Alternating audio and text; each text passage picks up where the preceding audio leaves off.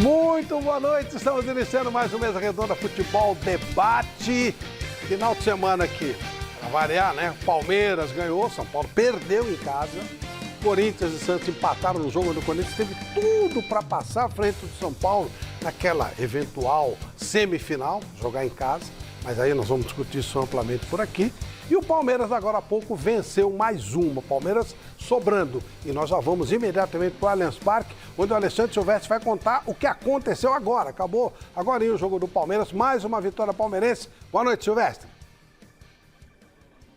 Fala, Flavião, um abraço para você, meu querido, sempre uma honra, um prazer enorme tabelar com você aqui no Mesa Redonda. Marcos Rocha acabou de falar com a gente, daqui a pouquinho vamos resgatar algumas declarações do Marcos Rocha, que tem jogado de lateral, de zagueiro, joga por dentro, no meio campo, já vem Veiga. Teremos ainda neste Mesa Redonda ao vivo o técnico Abel Ferreira falando, sempre com polêmicas aqui nas entrevistas coletivas. O Palmeiras que recuperou a primeira colocação geral do Campeonato Paulista, vai enfrentar o São Bernardo na fase de quartas, no mata do Paulistão. Um ponto à frente do São Bernardo, que ganhou do São Paulo, mas a última rodada é decisiva também para esse mando de campo, né? Então o Palmeiras não vai aliviar, deve entrar com quem tem de melhor. Talvez o Gabriel Menino seja poupado porque está com 2 cartões. Os cartões vão ser zerados para a próxima fase, mas se ele toma um terceiro, ele cumpre a suspensão. E ele hoje é o substituto do Danilo, não joga como um 5, mas é o substituto do Danilo no meio de campo, porque o Zé Rafael está fazendo essa função de primeiro homem de marcação, protegendo ali a zaga. O Palmeiras enfiou 2-1 na Ferroviária, que está desesperada, tentando se livrar do rebaixamento, ainda tem chance na última rodada contra a Inter de Limeira. O Palmeiras venceu por 2-1, gols do Gabriel Menino numa cobrança, num passe do Rafael Veiga, e no segundo tempo um chute do Veiga, que foi para a rede também, fez o dele. De novo passaram em branco Dudu e Hendrick. O Hendrick desta feita não chorou e a Ferroviária descontou com o Matheus Lucas nos acréscimos. Quase que a Ferroviária conseguiu um empatezinho, viu, Flávio? Já eu volto trazendo personagens desse jogo. O Verdão venceu mais uma, líder isolado, super classificado, brigando pela primeira colocação. É o melhor no geral, mas ainda precisa ratificar essa condição para levar as vantagens de mando de campo. Tudo isso na próxima rodada. O Palmeiras vai encerrar essa fase de classificação contra o Guarani fora de casa, enquanto o rival do Palmeiras, o São Bernardo, vai jogar o clássico do ABC contra o Água Santa no estádio 1º de maio. Até já, Flávio. Até já, enquanto você se posiciona, Abel Ferreira falando. Vamos lá. Requer uma coisa, requer uma intensidade de concentração durante o jogo todo. Não chega a fazer bem só 45 minutos, é preciso fazer 90 até o jogo acabar. Mas nós estamos a trabalhar nisso, já o tínhamos feito antes, tínhamos uma dinâmica antes com o Danilo e com o Zé, invertemos um bocadinho. Temos agora o menino que tem estado muito bem no aspecto ofensivo, porque tem chegado à área, tem repertório técnico, mas um jogador não é só isso são 50%, não é? Mas isso é a minha visão, é a minha opinião. Abel, boa noite. Gustavo Soler, da Rádio Bandeirantes. Recentemente, nós entrevistamos o Serafim Dalgrande, presidente do Conselho Deliberativo do clube, e ele disse que desde o Tele Santana ele não viu um treinador trabalhar tão bem as questões internas do clube como você está fazendo nesse momento. Agora, na zona mista, o Marcos Rocha destacou a sua importância de trabalhar exatamente no ponto que você acabou de dizer, que uns gostam mais de ganhar do que os outros gostam mais de futebol do que alguns. Queria que você falasse como também administrar essa parte mental, essa parte de manter todo o equilíbrio para saber que num dia você vai jogar 9h35, no outro 11 da manhã, num gramado meia boca. Então, como é que funciona todo esse repertório para que o Palmeiras continue mostrando sempre o melhor em campo? Olha, tendo em conta as críticas, eu acho que o único que tem que melhorar nisso sou eu, não é? Porque o elenco é top nisso. Aconteça o que acontecer, não levam amarelos, não andam à porrada com ninguém, não dão cabeçadas a ninguém, mantêm uma linha. Portanto, o treinador nisso é que tem que aprender. Como te disse, tem muito a ver com aquilo que nós fazemos e falamos internamente. E isso é um segredo nosso, é algo que é nosso, é algo que é meu. E foi algo que eu estudei muito e por isso há coisas que vocês não têm que saber, nem eu vos vou dizer. Por isso que também, como todos, não é? Faço o meu bonequinho, faço o meu papel, faço aquilo que acho que é o melhor para defender a minha equipa. Uns vão gostar certamente, outros não, mas dá-me igual. Eu não estou aqui para agradar ninguém, estou aqui para agradar aos nossos torcedores, estou aqui para agradar à minha direção e sobretudo aos nossos jogadores, que são os que nos dão as vitórias, mas fico contente que eles incorporam dentro deles a mentalidade ganhadora do treinador. Isso eu gosto. Abel, boa noite. É só ler o livro Motricidade Humana do professor Manuel Sérgio, que o Mourinho é o grande discípulo e o Abel é o discípulo do Mourinho. Professor Manuel Sérgio, que eu tenho a honra de ser amigo, vamos dizer assim, né? Rafael Veiga falando, Alexandre Silvestre. É algo que eu me cobro, lógico que agora também com a saída do Scarpa, eu sou o cara da bola parada, né? Isso também ajuda a dar mais assistências, né? Mas acho que é isso, acho que é cobrança de melhorar a cada dia, né? De melhorar meus números, porque eu sei que isso importa. O Rocha ter seguido com o eles estão tranquilos por ele ter marcado ele na temporada. Você que joga mais próximo deles ali, o que você está sentindo deles assim, em relação a essa seca de gols do começo? Sentindo que eles têm feito bons jogos e uma hora vai acontecer. É normal, às vezes não fazer gol, é lógico que por ser atacante tem uma cobrança a mais, né, que as pessoas colocam neles, mas eles estão tranquilos, né, eles sabem que tem ajudado o time, tem contribuído, o Dudu tem dado passe para gol, tem ajudado, o Hendrick tem ajudado muito o time e, cara, é normal tudo isso, não é nada fora da... Né, mas vai acontecer, é só eles terem cabeça boa, tranquilidade, que o gol é consequência do trabalho que eles têm feito. Daqui a pouco tem convocação para a seleção brasileira, ainda a gente não sabe o técnico, mas no final de março tem convocação. Esse início cria expectativa em você para ser chamado esse novo ciclo? Eu tenho expectativa, tenho expectativa, mas como eu sempre falo, uma possível convocação é consequência do que eu tenho feito aqui no Palmeiras. Eu estar numa lista de seleção brasileira não é responsabilidade direta minha, no sentido de não sou eu que faço a convocação, mas eu sei que com o que eu faço no Palmeiras pode ficar tudo mais fácil. Então, eu focar naquilo que eu controlo, que é meus treinos, meus jogos, e se eu estiver na lista eu vou ficar feliz. Veiga, em cima um pouquinho da rotina de bastidor mesmo, eu queria saber da bola parada do Palmeiras, que é algo muito forte desde o ano passado, nesse ano mais uma vez, você citou que agora é o responsável por isso. Qual é a rotina de treinos da bola parada? Quanto tempo se dedica ao dia? Você tem ideia de quantos escanteios você bate, quantas faltas você bate, no dia a dia de treinamento mesmo? Cara, vou ser bem sincero pra vocês, não tem muito um dia que a gente fica lá assim, sei lá quanto tempo batendo na bola.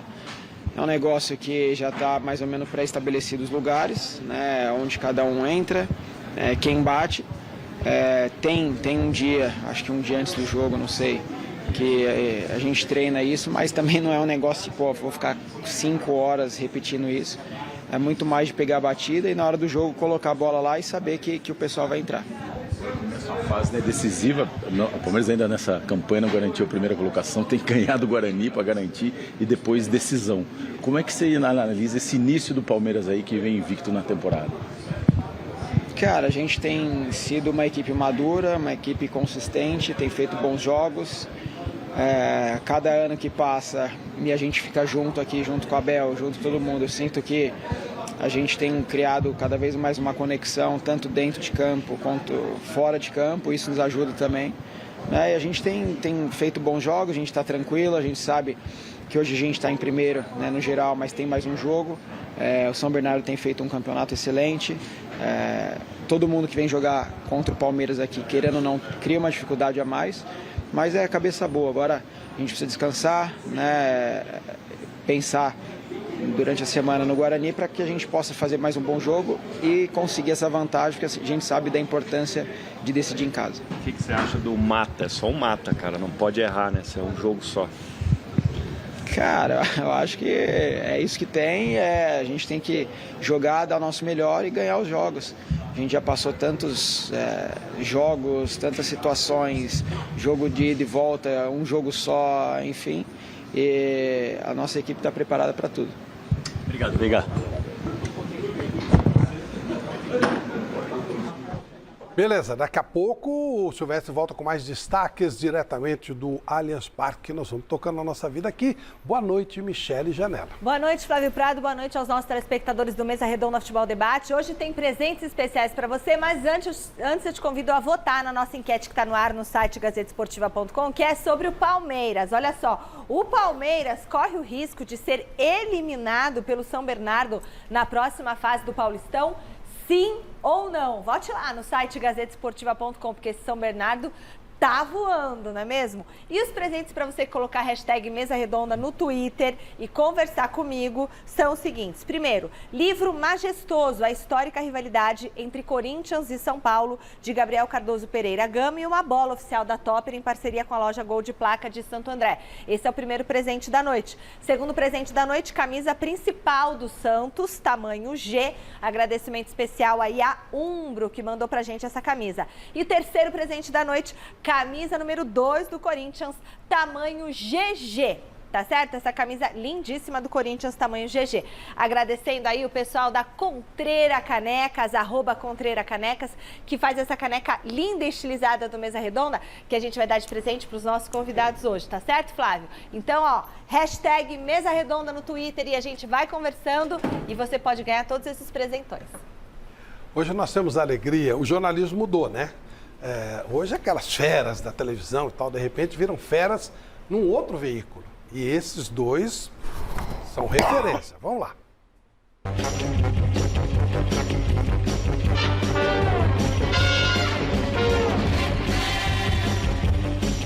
O Mesa Redonda desse domingão tá na pegada dupla dinâmica, meus amigos. Olha só, a gente recebe hoje nos nossos estúdios uma dupla que sempre traz bastante conteúdo de qualidade para você que gosta de futebol.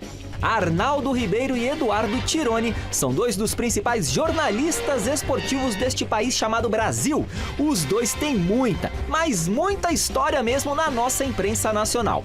Ambos passaram, por exemplo, lá pela ESPN, mas agora eles estão mandando ver mesmo no YouTube com o canal Arnaldo e Tironi. Hoje aqui no nosso bate-canal, o Mesa é com essa dupla. Sejam bem-vindos, craques!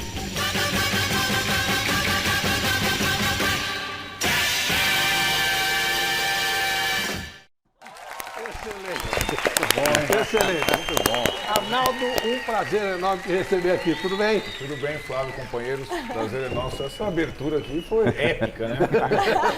Prazer sempre nosso aqui, uma honra estar com vocês. Temos muito a debater, como você disse antes no início do programa. Verdade. Tironi, um abraço. Muito bom te receber aqui também. Eu falava, né? Novas mídias, nova maneira de mostrar o trabalho de vocês. E realmente isso é até um aprendizado para os jovens, né? Que estão aí. E aqui é uma referência, Casper Libero. Hoje não há necessidade de você ficar amarrado a grandes veículos. Claro que eles são super importantes, mas vocês acharam um caminho bem interessante. Eu acho que esse é o caminho agora, né? Do jornalismo é esse. Você não precisa estar exatamente vinculado apenas a um lugar. Você pode estar fazendo produzir mil coisas. E para mim, sobre o Mesa Redonda, é uma honra estar aqui. Programa que eu assisto desde quando eu tinha 15 anos, 14 anos, eu assisto o Mesa Redonda. Então tá aqui é até emocionante para mim, muito legal. Legal, bacana. Osmar Garrafa, Chico Lang, Miller, boa noite a todos. Boa noite, mestre Alberto Helena Júnior, tudo bem? Tudo ótimo. Grande abraço a você, a dupla dinâmica aí, especialmente o Arnaldo, que foi meu parceirão em bom período da nossa era de trabalho, né? Muito legal, muito bom. Grande Helena. O canal de vocês fala de futebol de modo geral, mas fala especialmente do São Paulo. O São Paulo tem sido, né? Sobe, desce. Isso atrapalha o canal ou não tem nada a ver? Às vezes uma derrota até aumenta a visualização. Boa pergunta. Na verdade, acho que não atrapalha, né, Tironi? Mas a gente tem uma sensação, assim, costumamos fazer as lives pós-jogos. Então a gente pega a temperatura de quem acabou de assistir o jogo ou na televisão ou no estádio. E a gente costuma dizer que o empate é o resultado mais neutro para a participação do público. Então o empate normalmente a repercussão, a participação das pessoas nas lives é menor. A vitória tem a euforia, vai bastante gente. A euforia e a derrota atrai muita gente de outros clubes também para espervinhar. Então, é uma experiência muito interessante que você tem um diálogo direto, né, com a pessoa na hora, via chat ou via... Então é uma experiência bem interessante, de fato rica. E a comunicação acho que é muito, eu não sei se o Tironi concorda, que com as pessoas nas ruas é uma coisa muito mais direta. Parece que você está mais próximo das pessoas no tipo de comunicação que a gente tem agora. Mas é aquilo, o resultado, muitas vezes, ele influencia sim na presença do público pós-jogo. O empate é aquele resultado mais indesejado, sem dúvida alguma. O Tironi, o curioso é que as pessoas te reconhecem na rua, tudo, né? É muito interessante isso, que antes o cara para ser reconhecido tinha que ficar um tempão, ou ser um jogador monstruoso como o Miller, ou trabalhar num veículo, uma TV aberta. O Chicão tá aí há 300 anos, então é uma figura conhecida há muito tempo. Hoje não, né? Hoje você trabalha, digamos, no computador, e as pessoas te reconhecem na rua. É uma relação muito diferente. Eu trabalhei na SPN durante 7 anos e era reconhecido assim, mas não dá para comparar. É o que o Arnaldo falou, é uma relação diferente, é uma relação muito direta. Então as pessoas... É mais ou menos como se dentro da sua rede social você estivesse na sua casa e as pessoas fossem lá. Então elas estão convidadas a entrar lá e tal. É uma relação diferente. E sim, e tem uma penetração que a gente não tem noção. É isso que é o mais interessante. Acho que não tem tanta gente vendo, mas tem muita gente vendo. Muito curioso. Muito curioso. O Silvestre está chamando de novo lá do Allianz Parque. Fala, Silvestre.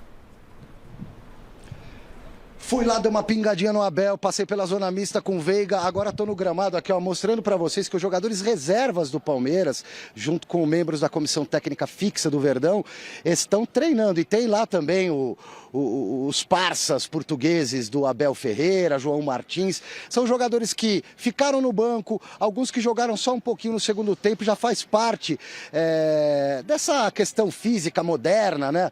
Olha lá o Palmeiras chegando, colete contra colete, o Vanderlan ali vendo o time dele tomar o gol, uma espécie de coletivo com campo reduzido. Aqui eu vejo também o Lopes, que entrou no segundo tempo, teve uma chance para fazer gol, jogador que ainda não vingou, olha ele aí, ó, canhotinho. Flaco Lopes, o Vanderlan, enfim, é a parte física do Palmeiras sendo apurada para aqueles jogadores que não tiveram muito tempo de jogo hoje ou para aqueles que sequer entraram no gramado. O Palmeiras que volta a campo no próximo final de semana, ou seja, vai ter uma semana toda livrinha para poder trabalhar. Inclusive eu perguntei para o Abel Ferreira, não sei se chegou aí para vocês, talvez não, mas amanhã na reportagem vocês vão ver o Abel falando da displicência, da desconcentração, melhor dizendo, do time no finalzinho da partida. O Palmeiras acabou tomando um gol de cabeça, quase tomou um empate nos acréscimos, e esse tipo de vacilada pode ser determinante num jogo eliminatório, num jogo de mata, como será a próxima fase, como serão as próximas fases, quartas de final e semifinais, jogos únicos. O Palmeiras tentando manter essa primeira colocação para decidir já com São Bernardo nas quartas de final aqui no Allianz Parque e depois avançando, continuar resolvendo a parada em campo. Flávio Prado, quero chamar para a roda alguém que acabou de falar comigo, eu já havia dado um spoiler, o lateral direito Marcos Rocha, que não é mais só lateral, ele forma ali uma linha de 3 pelo lado direito, muitas vezes como zagueiro, ele joga como um quarto homem da linha defensiva, ele tem jogado como um 5 ali na cabeça de área, às vezes até um pouquinho mais avançado. Quer dizer, o Abel, ele mexe muito nas peças. Hoje o Hendrick começou no comando do ataque, foi para a ponta, depois inverteu de lado com o Dudu. São opções que o Abel vai dando para os jogadores e vai desenvolvendo os jogadores, inclusive, a criarem capacidades que talvez nem eles saibam que tem. Vamos ouvir o Marcos Rocha falando um pouquinho após essa vitória e a vaciladinha que o Palmeiras deu no final do jogo contra a Ferroviária. Diz aí, Rocha. Acho que relaxamos um pouquinho, né? Todos ali. É um jogo controlado, 2-0. Você acaba cedendo um pouquinho mais de espaço, né? Acho que não pode acontecer. Dentro da nossa casa a gente tem que continuar do começo ao fim com a mesma pegada, tirando o espaço do adversário, procurando fazer mais gols. Mas uma falta de concentração, né? Felizmente a gente saiu com a vitória, onde que poderia nos complicar um pouquinho caso acontecesse um empate na briga pela primeira colocação. Agora é preparar durante essa semana, que domingo é um jogo decisivo, onde que a gente possa consolidar aí essa primeira colocação do grupo geral, né, do Campeonato Paulista, para a gente poder decidir os jogos em casa. O próximo adversário vai ser o São Bernardo mesmo. Precisa definir agora o mando, né? E você citou que o último jogo da fase de classificação é decisivo. Então não dá para aliviar, tem que ir com o pé fundo mesmo, talvez para passar o menino que está pendurado? Acho que não dá para aliviar, né? Acho que o Abel nem gosta dessa palavra. Ele gosta de vencer todos os jogos. Ele não gosta de aliviar nos jogos, né? Provavelmente, se não tiver nenhum tipo de problema, a gente deve ir com força máxima para buscar o resultado, que é um desejo de todos nós, né? Decidir os jogos dentro de casa, num campo que a gente conhece, junto do nosso torcedor. Então esperamos, né, no último jogo aí contra o Guarani, fazer um grande jogo e trazer os 3 pontos para casa. Mas, ó, o Palmeiras cria muitas chances de ter um dos melhores ataques do Campeonato Paulista. E 2 titulares curiosos não marcaram gols ainda na temporada. Como é que eles lidam com isso? Como é que vocês lidam com isso? Às vezes o atacante fica nessa ansiedade de fazer gol. Como é que vocês tratam isso no elenco? Acho que o Dudu é um cara experiente, né? Já passou por essa situação. Então ele sabe muito bem como lidar com isso, com a cobrança, com a pressão, né? O Hendrick é um jogador jovem, 16 anos, está chegando agora. Já é um jogador muito visado e cobrado, né? Por tudo que já envolveu a venda para o Real Madrid, né? Esses 1 ano e meio que ele vai ficar aqui com o Palmeiras e ser titular, o rendimento dele ser em alto nível. É um jogador muito importante, não está fazendo gol, mas está contribuindo em segurar a bola, né? Na movimentação ali para abrir espaço para o Rony, né? Para outros jogadores. Então é tranquilidade, a gente vem pedindo ele para fazer o simples, né? Às vezes ele quer, na ansiedade, dar um tapa a mais, dar um passe a mais, né? Mas fazendo simples, a bola vai entrar. Hoje já chegou perto, espero que no próximo domingo ele possa fazer seu primeiro gol aí e possa voltar a sorrir novamente. E do Marcos Rocha na velocidade do Mesa Redonda. Vamos lá, Abel Ferreira tá falando do outro lado. Só mais um pouquinho, Flávio. Vamos ouvir o final do Abel Ferreira. Ainda bem que nos treinos não são abertos para vocês lá irem ver, porque vocês iam contar tudo a toda a gente. Como é que ele treina, como é que ele fala, é o de Castanheira que dá o treino. No livro está lá isso. No livro só não está a minha relação com os meus jogadores, o toque, o abraço, o beijo, a dura. O resto está lá tudo, tudo. Foi um presente dentro daquilo que eu sei e posso, para quem quiser. Olha, está aqui, querem saber como é que eu trabalho, querem saber como é que eu preparo o jogo, está tudo ali, tudo. Mas eu tive um diretor do clube que veio falar comigo, não faça isso, por favor, não faça isso, não faça isso. Isso não, eu faço aquilo que a minha consciência diz. E eu tenho um dever de gratidão para com o futebol brasileiro, e a forma que eu tenho de agradecer, olha, querem saber como é que nós ganhamos e como é que perdemos? Foi assim, olha, está tudo aqui. E mais, ainda é solidário, para quem quiser, ainda é solidário, não é nada para mim, é para quem ainda está aqui, está tudo lá. O que é que você não vai ver? A relação. Porque, seja em que empresa for, se não houver... Sabem o que é que eu fico contente? É que as pessoas dizem, aquele treinador, de vez em quando, tem muita cabeça quente e não sei o quê. Mas os meus jogadores não têm. Os meus jogadores não têm. Deixa isso para mim. Os meus jogadores não têm. Então, do início até ao fim, a top. E é isso que eu faço gerir pessoas.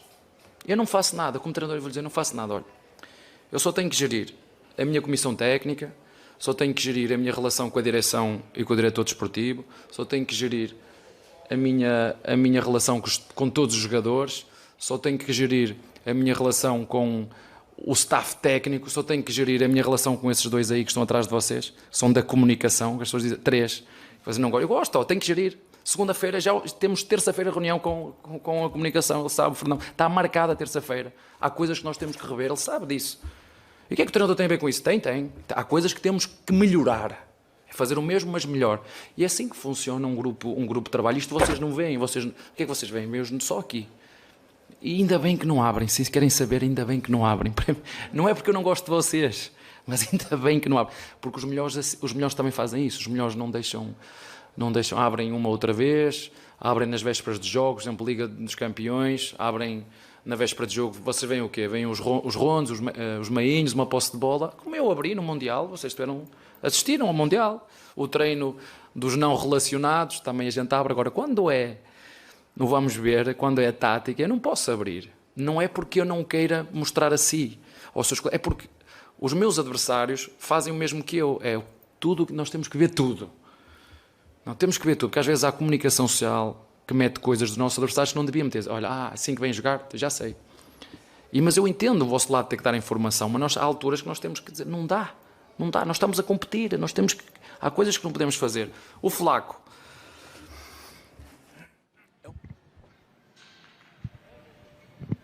Ó, legal.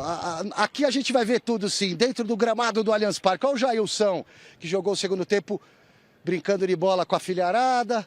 Como é que chama o seu moleque aí, Jailson? Como?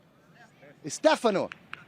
Stefan. Boa, garoto. Tá aí o Stefan. Ah, tá na camisa. Como eu sou burro, tá lá a camisa 30 do Stefan, chutando pro Jailson, volantão que entrou no segundo tempo. Lá no fundo, o Ricardo Braga pode mostrar, junto com a minha equipe aqui, Curandi, várias crianças brincando, lá onde vai ter o palco do show do Imagine Dragons na terça-feira.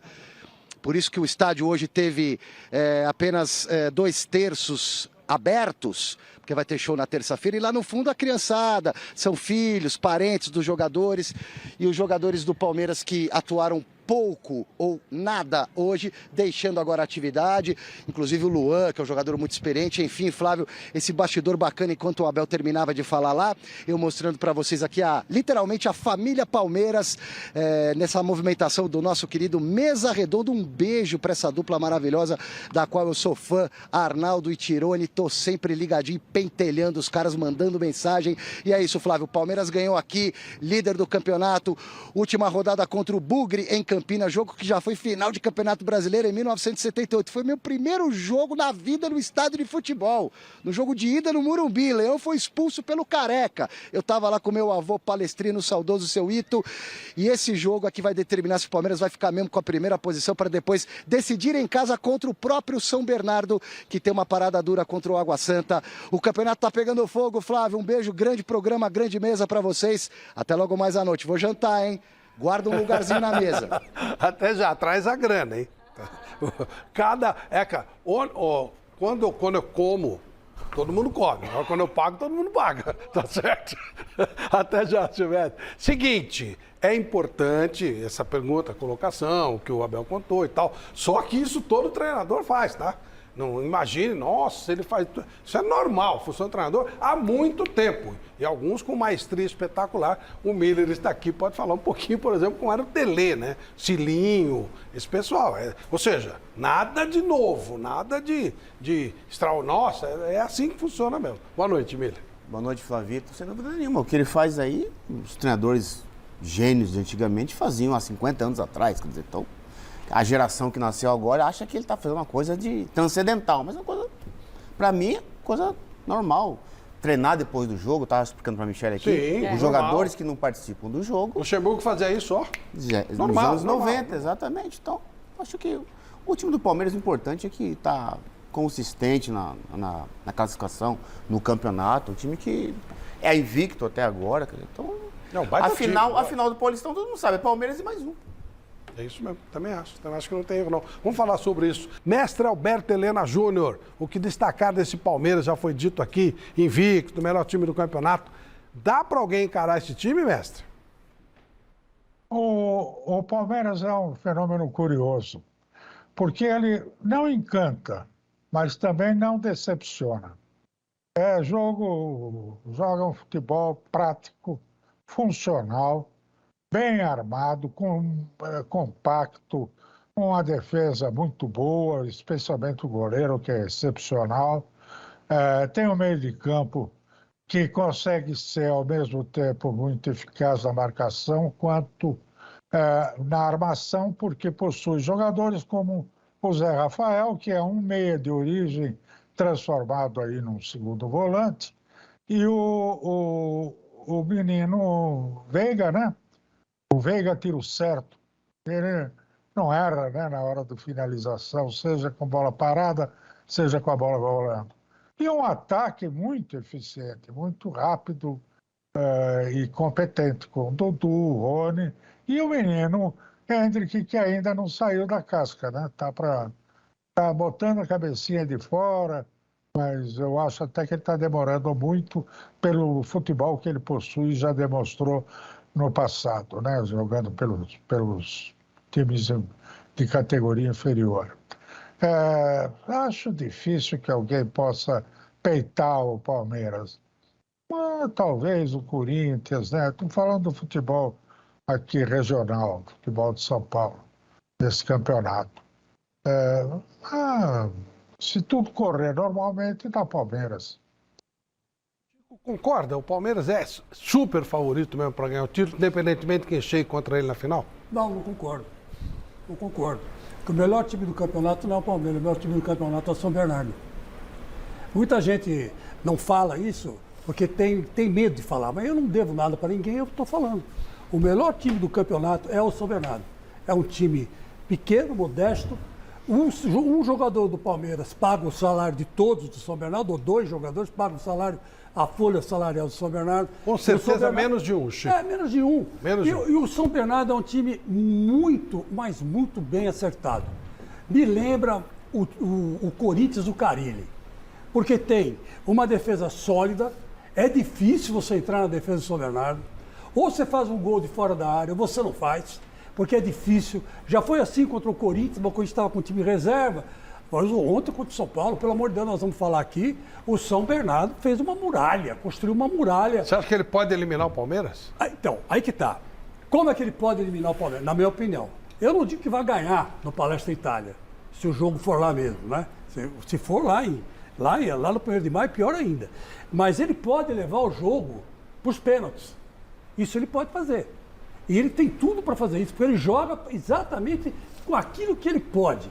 Ele não faz nada além daquilo que ele tem capacidade de fazer. Todos os jogadores sabem que o time tem os pontos fortes e os pontos fracos. E todos procuram explorar os pontos fortes e esconder os pontos fracos. E aí o time todo volta para marcar, fez 1-0 no São Paulo, acabou o jogo. Não teve mais jogo, acabou o jogo. Quer dizer, então, é um time complicado. E se você falar para mim, olha, pode ser que ele leve o resultado para os pênaltis, aí pênalti você sabe como é que é. Na minha opinião, é loteria, né? Os caras, não, pênalti não é loteria. Para mim ainda é. Porque se você tiver com 5 batedores numa noite inspirada, você ganha a classificação. Se você não tiver com 5 ou 6 ou 7 batedores bem de cabeça, você perde a classificação. E o Palmeiras, quando vai para os pênaltis, quebra a cara. O Palmeiras treme quando vai bater pênalti. E o Everton não é catador de pênalti, não. Catador de pênalti é o Cássio, né? Catador de pênalti é o menino lá do Santos, o João Paulo. Esses aí são catadores de pênalti. Agora, o Everton não é, não. Então, o Palmeiras hoje mostrou... Ele tomou o primeiro gol do ano no Palestra Itália. Primeiro gol do ano. E é muito significativo isso aí, porque está chegando a final. Por que está chegando a final? A defesa do Palmeiras perdeu a concentração. O Abel falou isso aí, e ele tem razão. Perder a concentração é complicado. O São Paulo perde a concentração depois dos 20 minutos do segundo tempo. O Corinthians é a mesma coisa, mas o Palmeiras não. O Palmeiras fica concentrado, os 100 minutos de jogo não tem mais 90 minutos, né? Agora é 100 minutos, sei lá, 97, por aí. Mas é por aí. Então eu acho que o Palmeiras precisa levar mais a sério o Campeonato Paulista, porque não está ganho, não. Para você, Garrafa. Pra mim, boa noite, Flávio, boa noite a todos. Pra mim, o Chico tá muito magoado com o empate lá na Vila Belmiro e tá descarregando no Palmeiras. Ele só faltou falar, né? Alô pro Real Madrid, camisa do São Bernardo. Alô, Real Madrid, pode aguardar que a sua hora vai chegar. Do jeito que o senhor desenhou o São Bernardo aqui pra mim... Mas você tá muito enganado, porque mas eu entendo o senhor, me parece que é em função daquilo que a gente vai discutir, que é o Corinthians, o seu Corinthians empatando, dando empate ao Santos. Zanardi, né? Ele era do Corinthians. Ele foi técnico do Corinthians, ele foi técnico do Santos. Esculhambou com o Palmeiras? Não, mas ele sabe enrolar um time grande. Ele sabe enrolar tem os seus méritos, mas daí... não é fácil, não. Mas o senhor foca tudo em cima, direcionado ao Palmeiras. Eu quero ver a hora que chegar para falar do seu Corinthians, que tinha a vitória, a gente vai falar daqui a pouquinho, entregou um empate ao Santos. E parabenizar o Silvestre, né, que ele trouxe o Charles Miller hoje, né? O introdutor do futebol brasileiro na entrevista coletiva, porque o Abel parece que inventou a bola. Ele falou, tá aqui, ó. Esse aqui é o manual, né? Falei, Silvestre, então, vou falar pra você, isso é prêmio ACESP, atenção, prêmio pro Silvestre. Ele entrevistou o Charles Miller hoje, porque é brincadeira o Abel, né? Tem um trabalho bom, um trabalho competente, merece os elogios, tem as críticas, que algumas eu concordo com o Chico, né? Mas longe de ser o que o Abel tá pensando que ele acha que é. Acho que baixar um pouquinho a bola vai ser mais legal para o Abel, Flávio. Tironi, está resolvido para o Palmeiras ou você acha que ainda é muito cedo? Eu acho que o Palmeiras, com um regulamento estranho do Campeonato Paulista, ele faz a melhor campanha, possivelmente vai fazer, vai pegar o pior adversário possível, que é o São Bernardo, né? E acho que tem uma questão ali, né? Eu não sei se o Palmeiras, claro que vai ter dificuldade, mas eu acho que uma questão central desse jogo é que o São Bernardo tem uma arma tão poderosa quanto a do Palmeiras, que é a força física. O time do Palmeiras é um time muito físico, muito intenso. Ele parou e o São Bernardo Paulo, é igual. São Paulo e a responsabilidade bola, toda em cima do Palmeiras, né, Tironi? Exatamente. Tem isso também. A responsabilidade toda em cima do Palmeiras. Acho que a força física, embora tenha perdido 2, 3 jogadores importantes, machucados ontem. Então pode ser que na fase final nem esteja. Vitinho é um jogador fundamental. Isso pode ser importante. Mas eu acho que na força física vai dar para equilibrar. Na força física. Aí pode contar, você tem Rafael Veiga, você tem Dudu, você tem jogadores mais talentosos, tem a torcida do seu lado. Então isso pode contar, mas acho que a força física do São Bernardo é muito notável. É um time muito, muito, muito forte fisicamente. Você disse bem, Flávio, o jogo foi resolvido no MUC, no fim de semana contra o São Paulo. O Rogério Ceni falou exatamente isso. Falou, perdendo porque o meu time não tem a força física que tem o São Bernardo. É opção de jogo, é pelo tipo de jogador, né? Arnaldo. Parece um time gaúcho, né? Parece. Assim, na verdade, eu acho que na era Abel Ferreira, são pouquíssimas derrotas, né? O Palmeiras tem derrotas assim, não enchem as duas mãos. Então, vencer o Palmeiras é muito difícil. O Chico tocou num ponto que o adversário do Palmeiras pode tentar levar o empate até o fim e decidir nos pênaltis. De fato, o Palmeiras, fora o jogo do Atlético Mineiro, em que ele eliminou o Atlético Mineiro ano passado na Libertadores, nas decisões por pênaltis, ele costumou perder. Até porque tem uma coisa interessante, isso aconteceu de novo hoje, acontece, o Abel tem substituições programadas. Sempre. Depende do minuto do jogo, independentemente do que o jogador está fazendo. Isso é um pouco novo.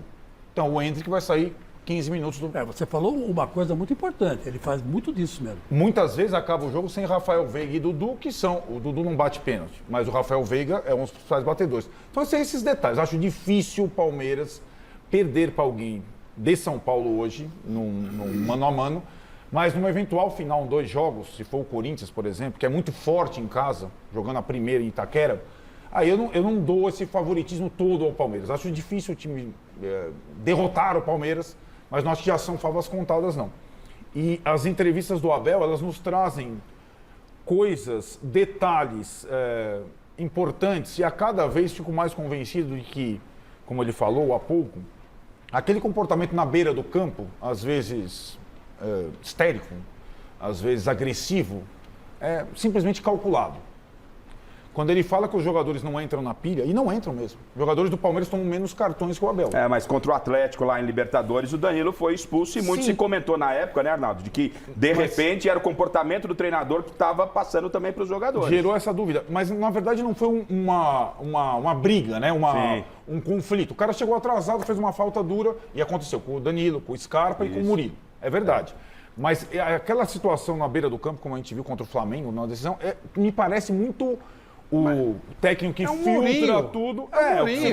Quando tem confusão, quando começa alguma coisa, o Palmeiras perde um jogo, ele arruma uma encrenca com a imprensa. É o Mourinho, é tudo a linha do Mourinho. Sem ser o Mourinho, longe de ser o Mourinho, óbvio. Isso serve pra quê? Tem que mostrar muito para ser o Mourinho. Mas é o estilo é a escola do Mourinho, a escola do professor Manuel Sérgio, de dar um respaldo pro jogador, meio que criar uma crosta de proteção para o jogador, deixa que eu seguro a bronca aqui. O Filipão, de uma outra maneira, fazia um pouco isso também. É verdade. E isso é o Palmeiras puro, né? O Palmeiras gosta disso, o palmeirense gosta disso, né? De se colocar como o tal mundo contra mim e nós estamos aqui funciona como uma muito. família. Funciona muito no Palmeiras. Funciona muito, mas assim, essa fala do Abel, que 10 entrevistas, aparece toda hora, é culpa da imprensa isso aí.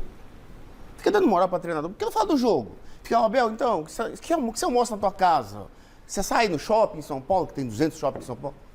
Não quer saber disso, você não quer saber do jogo, quer saber a produção do Endrick, quer saber como é que o time vai se comportar daqui para frente em Libertadores, Copa do Brasil. Fica fazendo umas perguntas idiotas, aí é moral pro treinador mesmo, que fica aparecendo e fica falando, então, eu não vou mostrar o treino porque... Tá certo de não mostrar o treino, Miller? Não, mas isso aí todo mundo faz, quer dizer, eu acho errado. Quem que não sabe como é que o Dudu joga? Quem que não sabe como é que o Rony joga? Quem não sabe como é que a defesa do Palmeiras se comporta, né? Em termos tático, de posicionamento. Todo mundo sabe como é que o Palmeiras joga. Então você fechar treino, não quer dizer nada. Bem a propósito, tocou-se em Hendrick, mestre Alberto Helena, que é o nosso guru aqui. O Hendrick está tendo dificuldade nesse começo. Normal para você, mestre? Me surpreende. Eu esperava mais dele pelo tipo que ele representava. Ele me parecia daqueles garotos, como foi o Edu dos Santos, o Pelé, enfim, vários meninos que assumiram e logo assumiram de fato, né? Ele me parece que está ainda tenteando. Isso me surpreende. Agora eu queria falar a respeito da conversa, da entrevista do treinador Abel Ferreira. Em primeiro lugar, essa mania de fechar treino, tudo é uma coisa recente. Você, Flavinho, que é de uma geração um pouco mais antiga, você lembra que a gente ia para os treinos dos grandes clubes de São Paulo, assistia o treinamento o tempo todo, sentado no banco de reserva, conversava com o treinador, ia para a salinha dele, ficava lá batendo papo horas, né? E não havia nenhum segredo para ser escondido da grande mídia. Acontece que mudou também a mídia. Ela deixou de ser mais reduzida no tempo do jogar o papel, né? E passou a ser uma legião incrível de interessados em futebol que atuam na internet, em todos os lugares, em todas as formas de comunicação. E isso também criou um certo problema para aceitar todo mundo lá. Mas acho bobagem isso aí. Isso é uma bobagem. Porque cada clube tem o seu grupo de análise. Né? Tudo que o clube está fazendo, o outro está sabendo de cor e salteado. Vamos deixar de bobagem. Vamos deixar de... E, por fim, acho que realmente o que o Abel faz na beirada do campo, há muito tempo que eu desconfio disso, é uma performance. Ele é performático, ele faz aquilo lá, ele está fazendo um teatro. Embora o olhar dele inspire um certo conceito de psicopatia, sabe? Aquele olhar... a não ser que ele seja um grande ator mesmo. Mas de resto, o que importa, como disse o Miller, é o jogo em si e os resultados de acordo com a relação entre performance e resultado e placar, né? Miller, quando você apareceu, e você é um jogador, tinha expectativa que tem o Hendrick. E você foi, meu Deus do céu, eu sempre falo, né? Os maiores jogadores que eu vi jogar, os dois Millers. O Miller de São Paulo e o Miller que voltou depois para o Palmeiras, que era um absurdo. Eu adoro contar a história da primeira dura que eu levei na Jovem Pan, lá atrás. Seu Tuta, né? Numa época diferente. Hoje a gente fala coisa aqui e tal. Aí o Miller pega, faz uma jogada e vira, mete uma bola. Aí eu entro e falo assim, pô, o Miller é sacanagem, pô. O cara não pode jogar assim. Aí entra uma voz aqui, vai falar sacanagem na rádio da sua mãe. Mas eu não aguentei, porque o Miller era sacanagem jogando mesmo, gente. Você foi um estouro, foi uma explosão, e você foi muito rápido. Tá preocupante o Hendrick ou ainda é muito cedo pra gente ter uma visão disso, Miller? O que as pessoas têm que entender é uma coisa, Flavito. O que o Hendrick fazia na base não tem nada a ver com o profissional. Quem que não sabe que o Hendrick não tá pronto?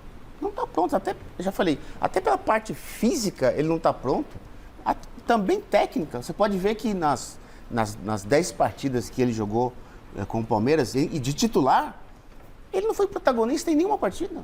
Ele fez o quê? Lances esporádicos assim, longe daquele Hendrick da base. E as pessoas não entendem que ele não está preparado. Quer dizer, um jogador muito infante ainda. Ele ainda é uma promessa. Então as pessoas... Ele vai fazer o gol? Estão preocupados com o gol? E a praticidade? E a bola que ele está jogando? Ele não está jogando nada no profissional, porque ele não está pronto. O Abel sabe disso. Mas como aconteceu o que aconteceu na sua venda, o Abel foi obrigado a colocar em campo. Então não tem jeito de ser diferente. Mas, repito, no segundo semestre, o Abel com certeza vai promover o Giovani titular. Até porque o Giovani está mais pronto que o Hendrick. Então essa neura de vai fazer gol, tem que ver o que ele está jogando. Ele está jogando o quê? Não está jogando nada, não está jogando bem. Todos os jogos ele é substituído. Porque o Abel, lógico, às vezes o treinador não tem paciência, o cara não tá jogando nada. Eu vou substituir. E o Abel tem feito isso, não só com ele, com todos os jogadores aqui que foi citado. Agora, paciência, lógico, foi vendido por 70 milhões de euros, vai ter que ter paciência com ele mesmo. Mas, atualmente, ele ainda continua, para mim, sendo uma promessa. Essa pergunta que está aí na tela, Chico, o Endrick tem que ir para o banco? Olha, eu acho que não, ele tem que jogar, porque agora o avião levantou voo, não tem como. Estamos indo para semifinal, para quartas de final do Campeonato Paulista. Agora ele tem que ser mantido. Eu acho que foi precipitada, concordo com o Miller, a entrada dele no time. Devia entrar devagarinho, maneirinho, nos últimos minutos 20 últimos minutos, quando o Palmeiras já tinha garantido, para tirar o peso das costas dele. Mas agora que o avião levantou voo, amigo, não tem jeito. Todo piloto sabe que existe o ponto V, né? Não é o ponto G, viu, Gafa? Você me olhou e deu risada. Isso é sacana. Eu estou falando, não é ponto G, é ponto V. A hora que o avião chega no ponto V e o bicho começa a subir, não tem volta. Ou ele sobe ou ele se arrebenta no chão. Então agora, infelizmente, o avião do Palmeiras chegou no ponto V, não G. Tá certo. Para de rir. Tá anotado aqui. Eu anotei aqui. Ponto V. A hora que chega no ponto V, o avião vai embora. Agora o avião levantou voo. Agora o Ender vai ter que se virar, meu. Vai ter que se virar. Infelizmente, né? Até a final do Campeonato Paulista ou até o final da participação do Palmeiras no campeonato, né? Feeling, sensibilidade, acho que ele vai fazer o gol do título. Acho. Mas tomara, tudo bem. Talvez seja o único gol, mas Flavio, tu já prestou atenção numa coisa? Como é que o Palmeiras joga? O Palmeiras joga igual há 3 anos que eu vejo. E os gols hoje do Palmeiras, como é que foram os gols? Com jogadas individuais. O Veiga que mete uma bola. Quer dizer, então é que eu falo. O treino secreto serve para quê? Sendo que o Palmeiras, na prática, ele executa sempre as mesmas coisas. Na maioria das vezes são jogadas individuais do Dudu, do Rony, mas cruzamento. Essa frescura não é só do Palmeiras, agora, o plano tático, defensivo, de posicionamento, isso é tudo igual. As pessoas têm que ver isso. Então, eu não vejo o Palmeiras jogando aquele futebol maravilhoso. É o melhor time do Brasil junto com o Flamengo? Todo mundo sabe disso. E é um time que tem uma consistência defensiva muito boa e agora, lá na frente, são as jogadas individuais. É a mesma coisa, só que o adversário não consegue marcar a individualidade do Palmeiras. Arnaldo, uma coisa importante que eu acho que a gente tem que colocar. O Endrick, sempre na base, foi um jogador de bola no pé. O centroavante do Palmeiras não é bola no pé. A bola passa, o Rony se adaptou muito bem a isso. Quando o Endrick fica do lado do campo, ele recebe a bola com mais espaço. Quando ele está dentro da área, não facilita o jogo dele. Sim. Não facilita. Não sei se você concorda com isso. Não, concordo. E até pela idade, pela questão física que o Miller falou, embora ele, para 16 anos, seja um cara muito forte para 16 anos, ele, entre os zagueiros, ele vai sair perdendo. A gente nota, aos poucos, um revezamento dele com o Rony. O Palmeiras tenta vários centroavantes e quem resolve o centroavante é o Rony, há algum tempo, né? Agora, tem uma questão, acho que envolvendo o Endrick, que é a primeira que o Miller levantou. O cara foi vendido por uma bala para o Real Madrid. Então, hoje tem um jornalista da Espanha aqui no Brasil, diariamente, cobrindo tudo que ele faz. O choro dele saiu em capa de 2 jornais da Espanha. O choro dele, o Real Madrid tinha vencido o Liverpool, Barcelona ia jogar com o Manchester United e o Endrick estava lá chorando. Então, tem uma tensão inevitável que vai acontecer agora, tudo que ele faz, a hora que ele sai do campo, quantos minutos ele joga, isso vai estar muito em evidência. E acho que essa precipitação deve-se muito também à saída do Scarpa. Se o Scarpa ficasse, o time estava formado, né? Scarpa, Veiga, Rony, Dudu e os dois do meio de campo, até saindo o Danilo, ficaria o Gabriel Menino. Sem o Scarpa, o Palmeiras tinha contratado o Tabata. Entrou uma vez, entrou segunda vez... Então, a solução foi antecipar o Endrick. E lembrando que o Abel até... Tinha muita gente que queria o Endrick antes. Verdade. Logo quando ele assinou o primeiro contrato... E no Mundial. No Mundial, contra o Ele Chelsea. falou que ele devia ir para ele tinha 15 Disney. Então, menos. Eu acho que oscilar é normal. Você citou o Miller, que era um jogador que surgiu rapidamente com o Sininho, né, Miller? Primeiro você jogou numa posição, depois o Sininho colocou em outra posição. Depois acertou quando entrou o Silas, você foi mais pra frente. É normal o jogador jovem oscilar um pouco até ele atingir a maturidade. Acontece com qualquer um, por mais talentoso que ele seja. E talvez outro exemplo mais próximo do Hendrick seja o Vinícius Júnior, que hoje é o Vinícius Júnior, mas quando chegou no Real Madrid, saía, entrava, o Zidane errava muito chute. Errava muito chute. E agora ele está pronto. Mas demorou um tempo, é natural. Tirone. Eu acho que, eu concordo, sim, é um pouco cedo mas cobrar o Hendrick, eu acho que tem uma certa crueldade de cobrar um cara que tem 16 anos, né? Tudo bem, o cara foi vendido por uma bala e tudo mais, mas ele tem 16 anos, né? Achar que ele vai resolver jogos como se fosse um cara de 20, como se fosse um cara de 21, craque, como ele imagina que possa ser, eu acho um pouco cruel, assim. E acho que essa pressão é muito grande para um cara desse tamanho. Acho até que ele está titular agora, além dessa questão que o Miller falou, o cara foi vendido por uma bala, tá todo mundo de olho nele, o cara então tem que jogar, o fato de ser no começo da temporada, que é a parte, em tese, mais fácil para o Palmeiras. Então você coloca o cara lá, ele vai se adaptando, quando chegar a parte mais difícil, vai ter Libertadores, Copa do Brasil, Brasileiro e tal, ele esteja mais pronto. Talvez seja uma estratégia aí do Palmeiras de ir colocando ele já. Em tese, com jogos contra pequenos do Campeonato Paulista, que ele pode se... Que acaba ganhando o jogo. Que acaba ganhando o jogo, mesmo se ele não fizer gol, não vai fazer muita diferença. Talvez esperassem que ele fosse render até mais nesse Campeonato Paulista. Não está acontecendo. Mas eu acho, de qualquer forma, bem cruel, assim, muito pesado, né? Para um moleque que tem 16 anos, né? E ele não tem culpa de ter sido vendido pelo dinheiro que foi. Justamente. O Zidane falava isso. Quando ele foi vendido para a Juventus, ele falou, o dinheiro que puseram aqui está me dando uma responsabilidade absurda. Mas só que tem um porém aí. O Vinícius Júnior, quando foi vendido, ele já arrebentava no Flamengo. É bem verdade isso. Vê os jogos aí do Vinícius Júnior no Flamengo. Já infante, ele já arrebentava no Flamengo. Depois ele foi pro Real Madrid, que o Zidane não gostava dele, jogou ele pro B. Aí foi um processo de maturação na Europa. Mas no Flamengo, o Vinícius Júnior já era titular e já estava arrebentando. Então, acho que... Ele colocou o Bruno Henrique no banco. A imprensa lá de fora, hoje está em dúvida do investimento do Real Madrid no Hendrick. Essa crueldade, Garrafa, que foi citada pelo Tirone, eu concordo também, os caras chegam a falar, micou, é um Borginha e tal. Eu acho cruel demais. O que você pensa? Então, Flávio, primeiro que tudo que está acontecendo no episódio Hendrick, para mim, é um processo natural. Claro que ia acontecer isso. Como disse o Miller, o Arnaldo, o próprio Tirone, foi vendido por uma bala, e o Arnaldo falou, tinha uma posição lá livre para ele, tinha uma posição livre para ele no time, acabaram colocando ele, e a cobrança, ela é natural. Eu fosse o Palmeiras, mesmo ele não podendo jogar no Real Madrid, comprou, entrega, leva. Porque o que o Hendrick pode acrescentar, um garoto de 16 anos com potencial enorme ao Palmeiras? É essa cobrança. Como disse o Tirone, no meu entendimento, não é ele que vai resolver para o Palmeiras esse ano. Ele pode até fazer o gol do título, como disse o Flávio. Então, esse processo é natural, essa cobrança, que nem é muito nossa aqui, jornalistas, é mais de rede social. Nem da torcida, né? Nem da própria torcida. Isso é aplaudido hoje. Entendeu? Então ele tem o carinho, tem uma família maravilhosa que cuida muito bem dele.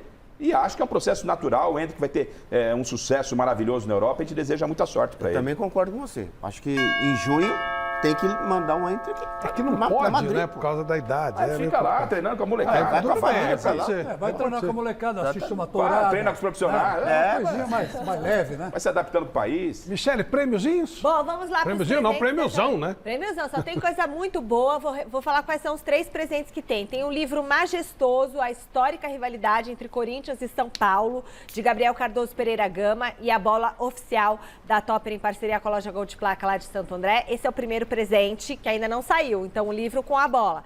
Segundo presente, que ainda não saiu, camisa principal do Santos, tamanho G. Agradecimento aí para Umbro, que mandou pra gente essa camisa linda do Santos. Ainda não saiu. E o presente que acabou de sair é esse aqui, ó, camisa do Corinthians, tamanho GG. Lindíssima camisa do Corinthians, vai dar de presente a Ana Cláudia de Oliveira pro marido dela, que faz aniversário amanhã, Flávio. Bom, belo presente. Hashtag mesa redonda, hein? E o São Bernardo... Falei isso, cara, ficaram bravos. O torcedor de São Paulo aplaudiu a renda, pô. O que sobrou, né? Porque no resto só deu São Bernardo. Veja lá. Já classificado e líder do Grupo B, o São Paulo recebeu o São Bernardo no Morumbi e nem a presença de mais de 52 mil São Paulinos foi capaz de frear a sensação do ABC. Isso porque logo aos 3 minutinhos de jogo, Rodrigo Souza subiu mais que todo mundo e abriu o placar, 1-0 Bernou.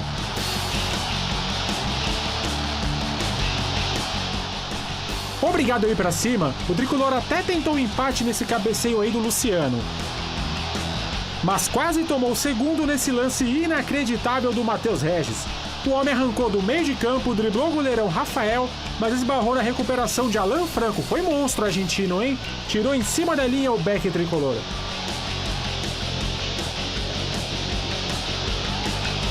O São Paulo foi à trave nesse chute do João Carlos. A noite não estava favorável para o time de Rogério Ceni, que teve a chance de buscar o empate de novo com Pedrinho, mas o meia bateu fraco na mão do goleirão Alex Alves. E foi isso, São Paulo 0, São Bernardo 1.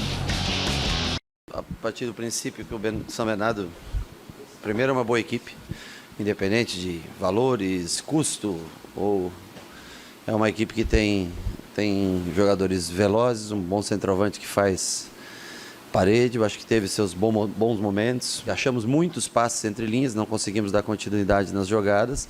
E realmente o ponto forte deles, a velocidade, a transição dos dois alas também, que é muito rápida, além dos dois pontas que são rápidos, os dois alas sobem bastante. Eu acho que é merecedor, porque apesar da gente controlar o jogo em posse, passe, eles tiveram as melhores oportunidades, né? Eles tiveram, além do gol, mais duas ótimas oportunidades, uma na trave, uma que o Alan Franco tira de dentro do gol praticamente. Nós tivemos muitas finalizações, mas se a gente for analisar, além daquela do Luciano, que era uma bola que poderia ter saído gol, uma do Pedrinho, que ele chuta, faz a escolha da finalização. Então, assim, mostra primeiro a qualidade da equipe de São Bernardo, a gente também o que precisa melhorar. E eu acho que, mesmo com todo o controle de jogo, as melhores oportunidades acabaram sendo do São Bernardo. Nos coloca nessa situação de ter que vencer o próximo jogo para garantir o primeiro lugar do grupo e tentar, mesmo não jogando no Morumbi, mas jogar em algum estádio que seja de escolha do clube, com a presença do seu torcedor. Então é um prejuízo grande a derrota de hoje, é um prejuízo grande, porque se você for escolher São Paulo e Corinthians, entre jogar, mesmo que não seja no Morumbi, mas com a tua torcida ou com a torcida do adversário, é lógico que a gente sempre prefere jogar com a nossa torcida. Então, vamos aguardar o fim da rodada, né, onde todos completam 11 jogos, mas olhando só para hoje, um prejuízo muito grande pensando no futuro. Bom, o Corinthians não aproveitou, né? Poderia até aproveitar, se ganha o jogo, passa o São Paulo. Estamos já projetando semifinal. Mas o Rogério lembrou de um detalhe, Arnaldo. O Água Santa tem o mesmo número de pontos que o São Paulo. O São Paulo vai jogar em Ribeirão com o Botafogo. Ou seja, o São Paulo pode até ter que jogar em Diadema, né? Pode. Mais um detalhe é que o Botafogo, adversário do São Paulo na última rodada, se vencer, se classifica. Então é um confronto direto, né? O Botafogo está no páreo, no grupo do Santos, né? Pelos resultados da rodada, o Botafogo depende dele para se classificar. E acho que o Água Santa tem um detalhe, ele vinha numa série de vitórias parecida com a do São Bernardo, só perdeu para o Palmeiras naquele jogo 1-0. O Água Santa tem um time interessante também. Mas acho que a questão do São Paulo, você falou, né, Flávio, do aplauso em relação ao público. O time, nesse ano, não está fazendo por merecer 50 mil pessoas ou 45 mil pessoas de média, né? Ele não tem conseguido se impor em casa. Perdeu para o Corinthians a invencibilidade, mais de 50 mil. Na estreia contra o ano tinha mais de 40 mil, empatou 0-0. E perdeu para o São Bernardo por 1-0, tomou o gol no começo, não conseguiu fazer quase nada durante o jogo. Não, e ficou barato, eu acho. Ficou. Eu acho que, como o Rogério falou, poderia ter feito 2 ou 3. Acho que tem uma questão, acho que o Rogério tem um pequeno álibi nessa situação toda, que é o número de lesões, né? Porque 12 lesões, continuam 12 lesões, aí 13ª saiu o Caleri no final do primeiro tempo. Sem o Caleri, acabou o jogo. E essa situação de colocar o Galopo com o centroavante, aí o Pedrinho entrou, o Galopo foi para centroavante, o Luciano ficou atrás do Galopo, ele matou, acho que o Galopo, e não ganhou nada nos lados do campo com o Pedrinho. Então, é claro que as ausências no banco minam as possibilidades de troca dele. E acho que essa situação, ela vai passando. É incrível que um time com 2 meses de temporada tenha 13 lesões. 13 lesões em todos os setores do campo. Então, acho que as opções ficam mais restritas, Mas o São Paulo só foi bem até agora com times fracos.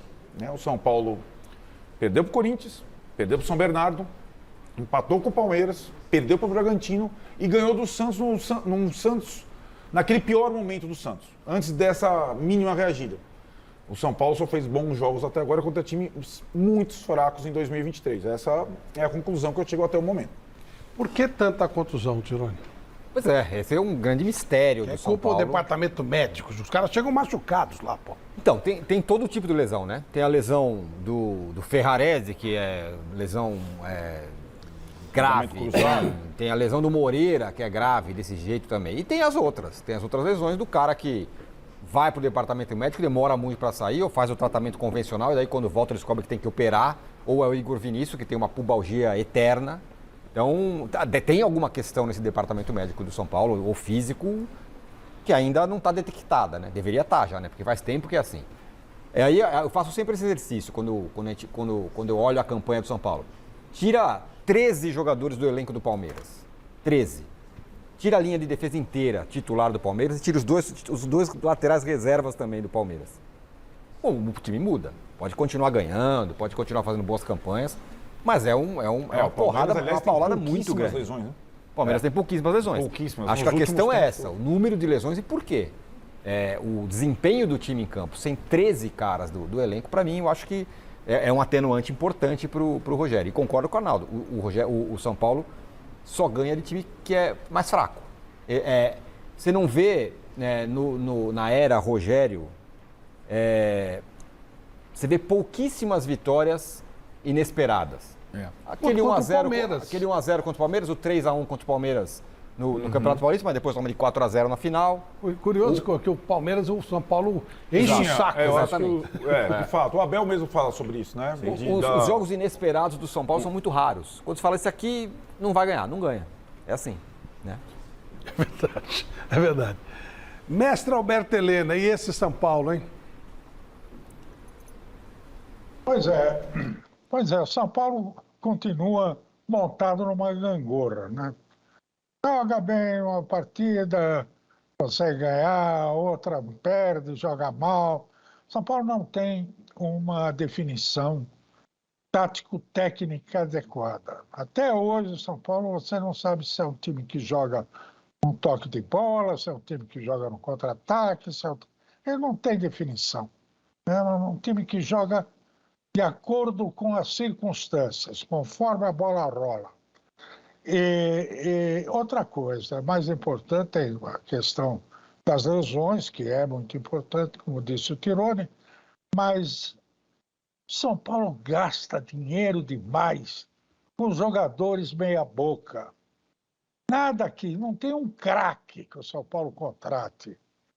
O São Paulo precisava, em lugar de comprar 20 jogadores, como contrata de um ano para o outro, ele deveria simplesmente investir o que pudesse em 2, 3 grandes jogadores. No meio do campo, você tem um atacante, um defensor, realmente um goleiro, principalmente, que fosse paredão, como dizia o Mário Moraes, o grande comentarista do passado. Na verdade, o São Paulo não se define como clube. O que é que ele realmente almeja? Ele se afundou em dívidas e não consegue sair daí. Perdeu tudo quanto é título possível e imaginável nos últimos 10, 12 anos e continua do mesmo jeito. Você não vê uma programação, um processo, um desenvolvimento natural do clube e, consequentemente, do time. Esse é o maior de todos os problemas do São Paulo. E aí, Miller, você que ganhou tudo no São Paulo, como é que você vê esse time que não ganha nada? Olha, Flavito, eu vou começar assim. Você viu como é que o São Paulo tomou gol? Eu gosto da parte tática, que eu sou meio técnico mesmo. Você viu como é que foi o gol do São Bernardo? Você viu quantos jogadores do São Paulo tinha dentro da área do São Paulo? Só faltou e o presidente Rogério Ceni lá dentro. Com 10 jogadores dentro da área, você toma um gol. Isso Subiu já sozinho, né? Isso já não aconteceu agora, hein? Já contra o Mirassol no Morumbi, aquela fatídica história, a derrota do São Paulo. Olha só, 10 jogadores de São Paulo dentro da área, o jogador do São Bernardo em garrafa, ele nem sobe. Ele cabeceia parado na grama, a grama marcando ele, bate na cabeça dele e entra. Quer dizer, então, o que dizer de um time desse? Um time que não tem um padrão de jogo estabelecido, é um time de peladeiro mesmo. Quer dizer, quando você vê, como o mestre acabou de falar, as contratações do São Paulo, o Wellington Rato, ele era decisivo no Atlético Goianiense? Não. O Pedrinho era decisivo no América? Não. Então, foi negociado. O Caio Paulista era decisivo, nem sei onde ele estava. Fluminense. Era banco do Fluminense, jogava de vez em quando no passado. Quer dizer, olha as contratações que o São Paulo faz para melhorar o time. Quer dizer, 11, 12 contratações. Contrata 3 jogadores que vêm decidir para o São Paulo. Não contrata 11. Olha só as contratações e vê o padrão de jogo do time. Qual que é o padrão de jogo do time? Como o Tironi falou aqui, ganhou o São Paulo de quem? Da Portuguesa, que vai ser rebaixada. E da Inter de Limeira. Quer dizer, para Inter de Limeira, um time fraco. Tudo time fraco. Agora imagine na Copa do Brasil, no Campeonato Brasileiro, esse time. É da metade do campeonato, da tabela, para baixo. Então a expectativa do torcedor é nada. O torcedor lota o Morumbi por paixão, porque ama o clube mesmo, mas o time não está à altura da torcida. E nunca vai estar mesmo. Com esses jogadores medianos, Luciano, camisa 10 do São Paulo, quem viu Pedro Rocha, Raí, Palhinha, Pita no São Paulo, vê Luciano com a camisa 10, isso é uma blasfêmia, uma agressão à camisa 10 do São Paulo. É impossível você ganhar campeonato com esse timinho do São Paulo. Não vai ganhar mesmo. Aí eu, como torcedor São Paulino, você, o São Paulino todo, vão ficar triste aqui, criticando exaustivamente o time, que não tem padrão de jogo. O São Bernardo, fisicamente, pelo amor de Deus, perder pro São Bernardo, porque a parte física do São Bernardo que fez o time ganhar, pelo amor, parte física não decide jogo, que decide jogo é técnica, é habilidade, é improviso do atacante. Então como é que o São Paulo vai ganhar do São Bernardo, sendo que não tem esse tipo de jogador? Vai sofrer mesmo. É isso mesmo, ele desce o cacete que o São Paulo merece. Time sem vergonha do São Paulo. Time sem vergonha. Quanto mais apanha, mais gosta de apanhar. Eu nunca vi uma coisa Você não viu lá na fala do Rogério? Ele mais falou do São Bernardo do que do São Paulo. Então o time que tem 2 atacantes que atacam, 2 atrás que avançam, 2 atacantes. O moleque lá mesmo, o garoto lá do São Bernardo, ele é luz mesmo. Ele é bom jogador. Barleta. No final do jogo ontem, Barleta, né? Ele pegou uma bola na entrada da área do seu campo de defesa e foi dentro do gol. Porque é um jogador objetivo. Ele usa a sua velocidade para benefício. O Vitinho é mais velho, mas é bom jogador também. O Vitinho tem 31 anos. Tudo isso? Tem 31 anos. O Barleta é bem novinho e é do Fernando Garcia, quer dizer, vai pro Corinthians. O Barleta é 21 anos, né? Esse é bom jogador. Mas quando a gente vê aí a gente tá falando, já projetando, óbvio, estamos falando, quando a gente fala do Palmeiras, o Palmeiras vai ser o grande favorito, vai à final. Ele tem esse São Bernardo pela frente, e aí eu tô com o Miller. Né? Por mais que o São Bernardo possa ser um time ajeitado, por mais que o São Bernardo tenha um time que dentro de campo ele acaba competindo, estamos falando do São Paulo. E outra coisa, ouvindo que cada um fez a sua pontuação aqui, o São Paulo não tem um elenco maravilhoso, não tem uma grande estrela, né?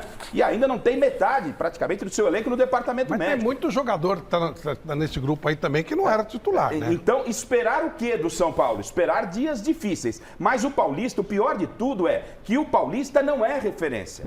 Quando a Cuíca começar a roncar e começar campeonato brasileiro, né? E essa história que o Rogério até tentou, e eu entendi o que ele falou lá atrás, no final da temporada. Ou a gente faz como o Corinthians, mesmo com problema financeiro, vai atrás de recursos e traz bons jogadores, ou então vamos montar uma equipe modesta. Mas isso não funciona. O São Paulo tem uma equipe modesta, mas a cobrança é gigantesca. Um clube como o São Paulo, não é história de SAF e tal, é o São Paulo Futebol Clube. A cobrança vai sempre existir. E o ano que está chegando para o São Paulo, para começar mesmo em termos de brasileiro, promete ser um ano difícil. Apesar que o Corinthians gastou muito, também não está no patamar muito acima do São Paulo, não, hein? O Tironi e o Arnaldo destacaram aqui as contusões do São Paulo, né? É claro que tem contusão como o do Ferrarese, que é uma fatalidade. A gente contesta as contusões musculares. Então aí não é do departamento médico. Aí o preparador físico. Vê se o preparador físico, vê se os jogadores do Palmeiras machucam. Contusão muscular tem. É o mesmo time desde o começo do campeonato. Time titular, principal. Esse negócio de não machuca ninguém. Isso começou com o Crespo. Com aquela história de querer de transformar o Campeonato Paulista em Champions League, aquele desespero todo, jogando. A partir dali o time de São Paulo começou Agora a um ter detalhe, Chico, já percebeu que o presidente veio aqui, mas ele falou, não falou? Olha, reformulamos o departamento médico, os aparelhos. Não adianta colocar aparelho novo e profissional antigo. Não adianta nada. Porque quantos dias estão aí esses jogadores machucados aí? Rafinha, Igor Vinícius. Eles estão lá eternamente, 2 meses no departamento médico. O Diego Costa... Aí não adianta ter aparelho novo. Não adianta ter aparelho moderno, de última geração. Tem que ter profissional capacitado. O Luiz Rosan, fisioterapeuta do São Paulo, quando ele estava no São Paulo, na época do Juvenal Juvencio, quase ninguém machucava. E quando machucava, saía rapidamente do departamento médico. Então não adianta reformar o departamento médico. Aparelho novo, moderno, de última geração, de 4D, de 5D. E os jogadores estão lá 2 meses no departamento médico. Quantos? 13 jogadores do departamento médico. Olha que absurdo. Contusão muscular. Contusão muscular é culpa do preparador físico. Isso, esse é o ponto. E aí a recuperação de cada um. Veja o preparador físico do Palmeiras. E tem uma outra coisa. Os jogadores do Palmeiras não machucam. Ô Miller, contusão muscular. Time que não ganha, a recuperação demora mais. Exatamente. Eu tô falando pelo psicológico do jogador. Quando o time tá ganhando, o cara quer voltar rápido. E não é nem por maldade, não. É que fica aquela energia, aquela nhaca, né? O cara, quando tá ganhando, fica aquela, vou voltar rápido. Não. Eu penso assim, eu acho que o time que não ganha é mais difícil. Quando o time não tá ganhando, o departamento médico é mais pressionado. Isso é bem verdade. Porque tem jogador ali que precisa. O Rogério sempre precisa colocar no campo, né? Tipo o Igor Vinícius, é um jogador que precisa estar como titular. Aí a pressão no departamento médico aumenta. Quem do São Paulo, que vocês estão bem por dentro, quem dos que estão lá na reserva seriam realmente titulares e fariam diferença? Arboleda, sem dúvida. O melhor jogador da defesa é o Arboleda. O Arboleda faz muita falta na defesa do São Paulo. O detalhe, né? O Miller citou o gol.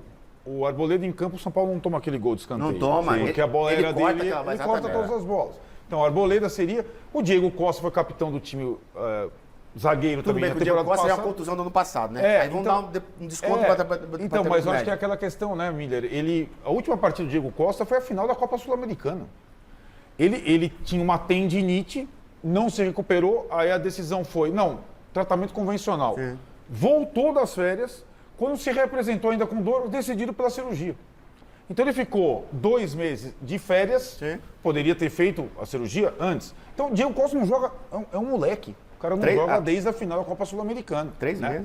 Então o setor defensivo, o São Paulo está jogando com a dupla de zaga, a mesma dupla de zaga, há 6 rodadas, sem zagueiro no banco de reserva. O Alan Franco e o Beraldo que acabou de subir. Então assim, não dá. Nessa história não dá. O Wellington seria titular também, lateral esquerdo. O Arboleda faz falta ali. O Arboleda é o melhor zagueiro do São Paulo, o Arboleda. Ele faz muita falta na bola aérea, principalmente. Exato. Então acho que tem essa a defesa, mais alguém? Não, acho que a defesa é sobretudo. E acho que aí as questões do ataque, as construções musculares vieram dos caras do ataque que chegaram depois.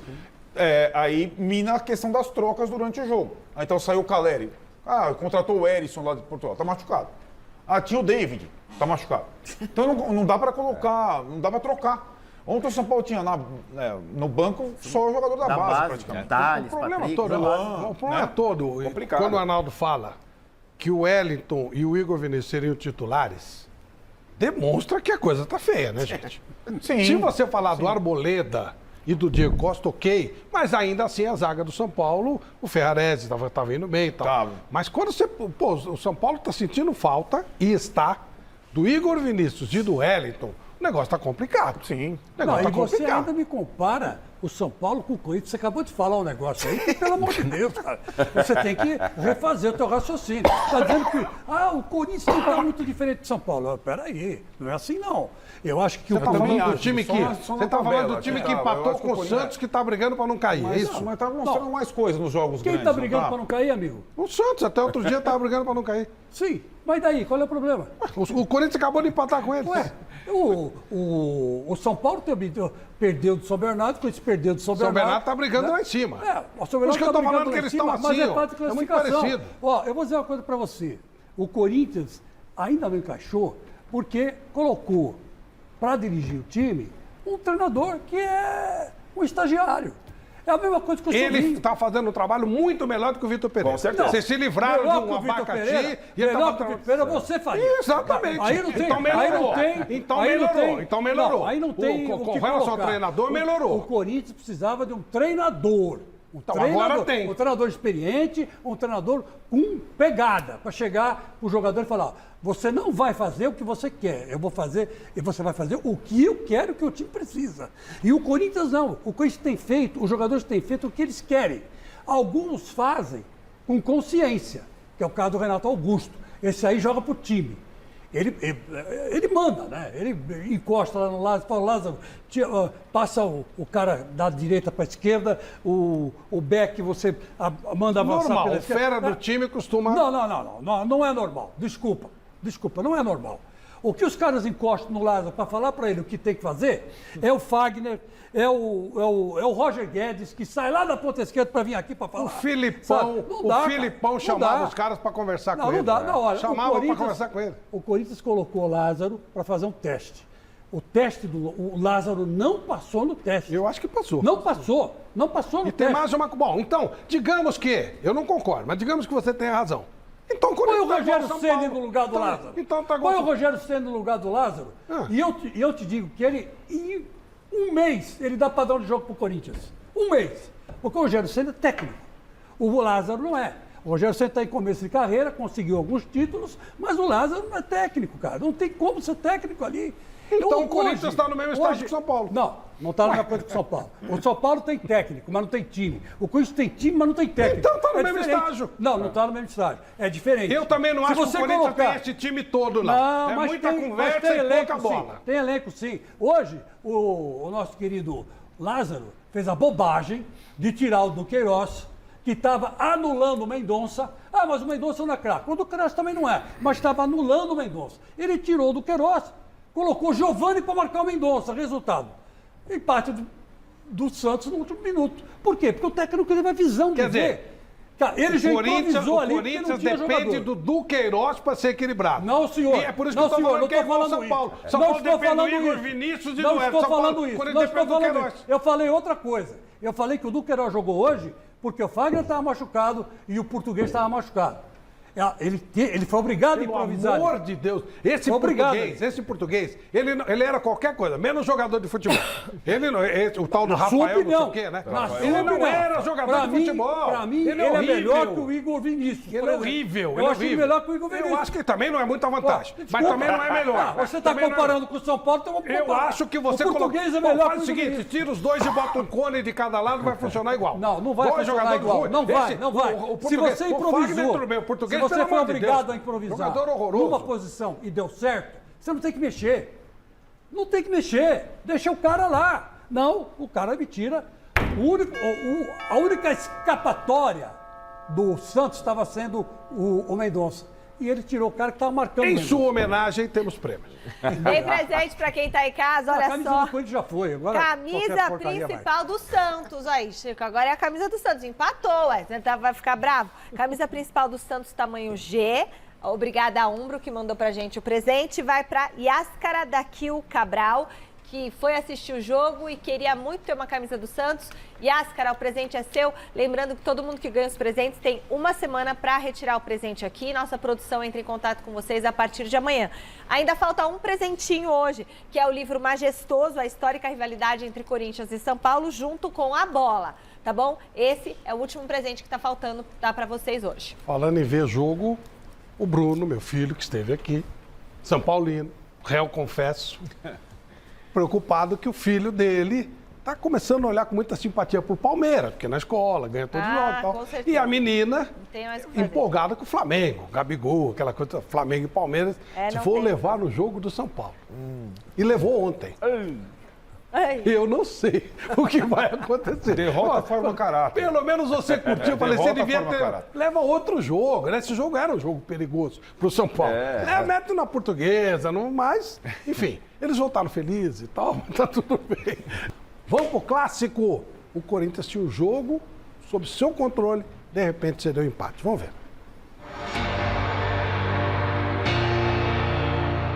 Vila Belmiro lotada, mais de 13 mil pessoas para o clássico alvinegro entre Santos e Corinthians. No Peixe, o Daír Hellman não teve Ângelo e perdeu Felipe Jonathan no aquecimento. A aposta foi toda em Lucas Lima.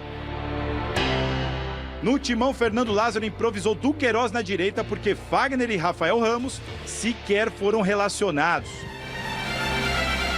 E o Santos começou melhor. Mendonça, de cabeça, levantou a galera. Mas o personagem do primeiro tempo foi Yuri Alberto. Primeiro ele perdeu esse gol cara a cara com João Paulo. Depois, aproveitou o cruzamento de Du e mandou para a rede. Mas a árbitra Edna Alves Batista reviu o lance e anulou o gol. Yuri estava em posição de impedimento quando trombou em Lucas Pires. Vou dar mais um gole aqui para tentar engolir ainda aquele primeiro gol anulado. Assim, eu vi ali só na imagem aberta, mas é difícil, não dá, na minha opinião, para colocar. O Yuri tá vindo num movimento ali que ele não tira uma condição, a bola tá lá do outro lado, assim, jamais nem chegaria perto de nenhuma ação no que vai ter lá no Du, e o contato é natural ali, nem tira nada, assim, eu não vi os atletas do Santos reclamando de nada naquele momento, porque não tinha também, é buscar uma situação que para mim não se justifica. O alívio santista durou pouco. 4 minutos depois, Yuri Alberto mandou para a rede de novo.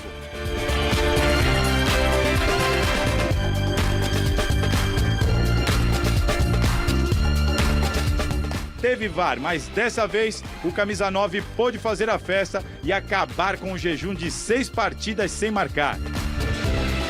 A resposta do Peixe veio nos acréscimos. Michael desperdiçou essa chance sozinho. Mas no último lance, Lucas Barbosa arriscou, a bola desviou em Gil e matou o Cássio. Tudo igual na Vila. Com a sensação térmica de 38 graus, o ritmo caiu bastante no segundo tempo.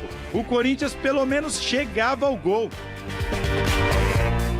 No segundo tempo eu acho que o jogo ficou um pouco mais truncado. E aí, em um determinado momento que o Corinthians teve mais parte física e a gente foi tentar fazer os movimentos ofensivos para buscar a partida, para buscar o jogo, acaba abrindo um pouquinho de contra-ataque, mas não muitas situações. E tem a sorte de contar com o artilheiro do Paulistão. Roger Guedes, sempre ele, aproveitou o toque de Gil e estufou a rede para colocar o Corinthians na frente mais uma vez. O que ninguém esperava era esse vacilo de Giovani, que deixou o Michael na fogueira. Mendonça foi mais rápido e o Peixe ganhou um pênalti aos 45 minutos. Marcos Leonardo deslocou o Cássio e evitou a derrota do Santos. O empate por 2-2 deixou o sabor amargo para o lado do Corinthians, que chegou aos 19 pontos, mas não ultrapassou o São Paulo e continua em quinto na classificação geral. Já o Santos se igualou ao Botafogo com 14 pontos, mas perde no número de vitórias. A definição da vaga às quartas de final vai ficar para a última rodada. O Botafogo vai receber o São Paulo e o Peixe vai jogar a vida contra o Ituano fora de casa. Mas a equipe fez um bom jogo, principalmente até os 30 minutos do primeiro tempo, onde teve intensidade, teve agressividade, talvez não tenha criado tantas oportunidades, teve o controle do jogo, das ações.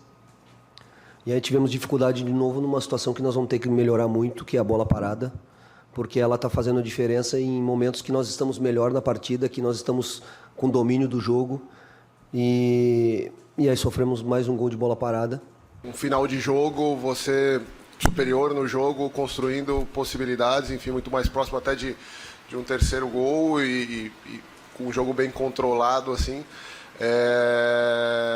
Mas faz parte, né? Um clássico, são às vezes detalhes e os atletas também, é bom sentir dessa forma também, né? E merecíamos ter saído, poderíamos ter saído com um resultado que nos colocaria numa condição, mas continuamos buscando ela da mesma forma. Temos mais uma partida e depois temos umas quartas de final importante para a gente fazer, né, um jogo e buscar a nossa classificação. E somar o máximo de pontos possível continua sendo um objetivo nosso. Bom, 3 lances foram marcados como lances polêmicos. Vamos ver os lances, porque aí a gente já discute tudo, né? Primeiro lance, o gol anulado do Yuri Alberto, o primeiro gol. 23 minutos, Renato Augusto lança para o Duqueiroz, cruza o Yuri Alberto na área para fazer o gol. O VAR chama a Edna, dizendo que o Yuri Alberto empurrou o Lucas Pires no início da jogada, quando ele estava em posição de impedimento. Aí vamos observar isso aí e ver o que vocês acham disso. Ele está lá na frente, olha lá, está em impedimento ali e ele empurra o jogador. Aí a interpretação do empurrão é de cada um. Mas a marcação em cima daquele momento, ali ele está impedido. E aí ele tem uma interferência ou não, aí vocês vão dizer, na jogada. Sem dúvida ele está na frente ali, quando ele dá a trombada. A jogada seguiu. Houve interferência no lance, o jogador do Santos teve alguma dificuldade ou não. A Edna dá o gol, o VAR chama e pede para lá e aí ela muda de opinião. Arnaldo. Muito sutil. Eu acho que a interferência é para a bola, para o jogador do Santos, lateral esquerdo, para o Lucas Pires, não chegar no Duqueiroz. Eu acho que o choque é muito sutil para ver uma marcação. Não considero falta. E a posição do Yuri Alberto, acho que não anularia esse gol jamais. Jamais. A Edna não anulou, o VAR é que sugeriu. Exato. Tirone. Esse é o gol anulado que, se não existisse VAR, não Ninguém seria ia falar anulado nada. e ninguém ia dar um pio. Exato. Nem o jogador do Santos. Nem o jogador do Santos, ninguém. Ele não reclama. Ninguém reclamou. O jogador do Santos não reclama. Reclamaram. Mas os comentaristas da arbitragem aí têm falado que não. Meio que de forma unânime, blá, blá, Os comentaristas da arbitragem todos de forma unânime. Houve uma divergência entre os comentaristas da arbitragem. O Ritt, o Sandro Meirahit, disse que o lance foi normal, o Simon disse que não. Renato A maioria disse que o lance foi bem Então, anulado. até entre eles, deu divergência. Pois é. E pra você? Pra mim, normal. Normal. O jogador do Santos jamais conseguiria chegar lá no jogador do Corinthians, brigar pela bola, pelo Duqueiroz. Então, pra mim, gol normal. Eu tô com o Sandro Meirahit. Ele falou exatamente isso. Gol normal. Nunca é que o jogador do Santos chegaria no Duqueiroz. E o lance seguiu. Tanto é verdade que o jogador que o Yuri Alberto se choca, Lucas Pires. O Lucas Pires, ele nem reclama. Ele se choca com o Roberto, corre para marcar o Duqueiroz. O Duqueiroz, como disse o Arnaldo, foi sutil. O lance foi sutil. Eu acho até que foi uma trombadinha entre eles. É jogo de contato, né? Coisa que acontece todo jogo, todo santo jogo tem uma trombada dessa e ninguém marca nada. Pra você, Miller. O VAR esqueceu que futebol é contato, né? Um movimento, né? O movimento do Yuri para ir para dentro da área, né? Acho que ele nem tá olhando pro jogador do Corinthians. Ele nem tá vendo o jogador do Santos, ele tá olhando a bola. Pode ver. Ele olha o passe do seu companheiro, faz o movimento para ir dentro da área para finalizar. Coisa normal. Não sei o que o VAR viu aí. Para mim não houve nada. Sensibilidade feminina, como a da Edna. Eu não consigo nem enxergar um empurrão. A Edna pensou como você, ela também não marcou. Não vi nada. Um gol perfeito, legal. Inacreditável anular esse gol. Ô, Michele, só porque você não viu nada? Porque não foi nada. Levando em consideração, né? E aí, mestre Alberto Helena, você anularia esse gol? Até agora. Anularia, claro. Futebol não é jogo de contato. Jogo de contato é o futebol americano, é o rugby. Futebol é, como diz o título, é pé na bola. Aí o jogador atrasa a ida do santista em direção ao jogador que deu o passe decisivo para o gol. Deve dizer, mas ele não chegaria. Em segundos ali ele perde. Ele poderia perfeitamente ter chegado lá no adversário. Poderia até cometer pênalti, aí é outra história. Mas foi uma obstrução ilegal e, portanto, a anulação perfeita da moça aí. Perfeito. O mestre entende. Mestre, se fosse para o São Paulo, o senhor anularia? Se fosse para o São Paulo, tinha que anular também? É a mesma coisa, e você sabe disso. Sei. Eu não estou nem aí com o São Paulo, meu cara. Não, só estou perguntando, desculpa. É uma pergunta. Pergunta para mim. Você anularia o gol? Quem foi o gol? De quem foi o Corinthians? Do gol? Do Corinthians? Anularia. Tá certo. Anulado. Aliás, é nóis e tal, mas eu anulo. Aliás, o Santos, na sexta-feira, isso inteligentemente é importante soltou frisar. uma nota protestando pela escalação da ela deu o gol, deu o gol. Foi o VAR, ela deu o gol, foi o VAR. Mas é que tá. Por que não uma combinação, né? O que eu marco, você não marca, e o que você não marca, eu marco. Bom, segundo lance, 31 minutos, o Roberto faz o gol de novo. O Bandeirinha, de novo a dona Edna, não tem nada com a história, aponta impedimento de Gil no último passe. O VAR entrou em ação de novo, mas dessa vez para validar o gol. O jogador que estava impedido era o Bruno Mendes, que não participou da jogada. E aí, bem anulado esse gol? O Bandeirinha levanta Levanta a bandeira antes do Gil cabecear. Quer dizer, olha a premeditação, né? A pressão que o Santos fez na sexta-feira deu certo. Essa é a grande parada do negócio. O Santos, que estava caindo pelas tabelas, fez uma pressão imensa e o Corinthians foi prejudicado pela arbitragem. Agora, nesse lance aí, não tinha como prejudicar, né? Tinha não nada, tinha como foi prejudicar. nada. Sabe o que aconteceu nesse lance aí? Falha do goleiro. Normal, né, gente? Gol. Normal. Sim, aí o VAR, embora eu não confie nas linhas do VAR brasileiro, não confio, aí o VAR tá para corrigir. Bandeira errou, a torcida na orelha dele ali, foi precipitado, levantou, o Gil não estava em impedimento. Gol Mestre, legal. Também achei falha do goleiro. Confirmado o gol, ok? Ok. Este gol, ok. Mas, tem problema. o lance crucial da partida, aos 42 minutos do segundo tempo, Giovani dá uma bola na fogueira para o Michael na entrada da área, Mendonça se antecipa e é derrubado.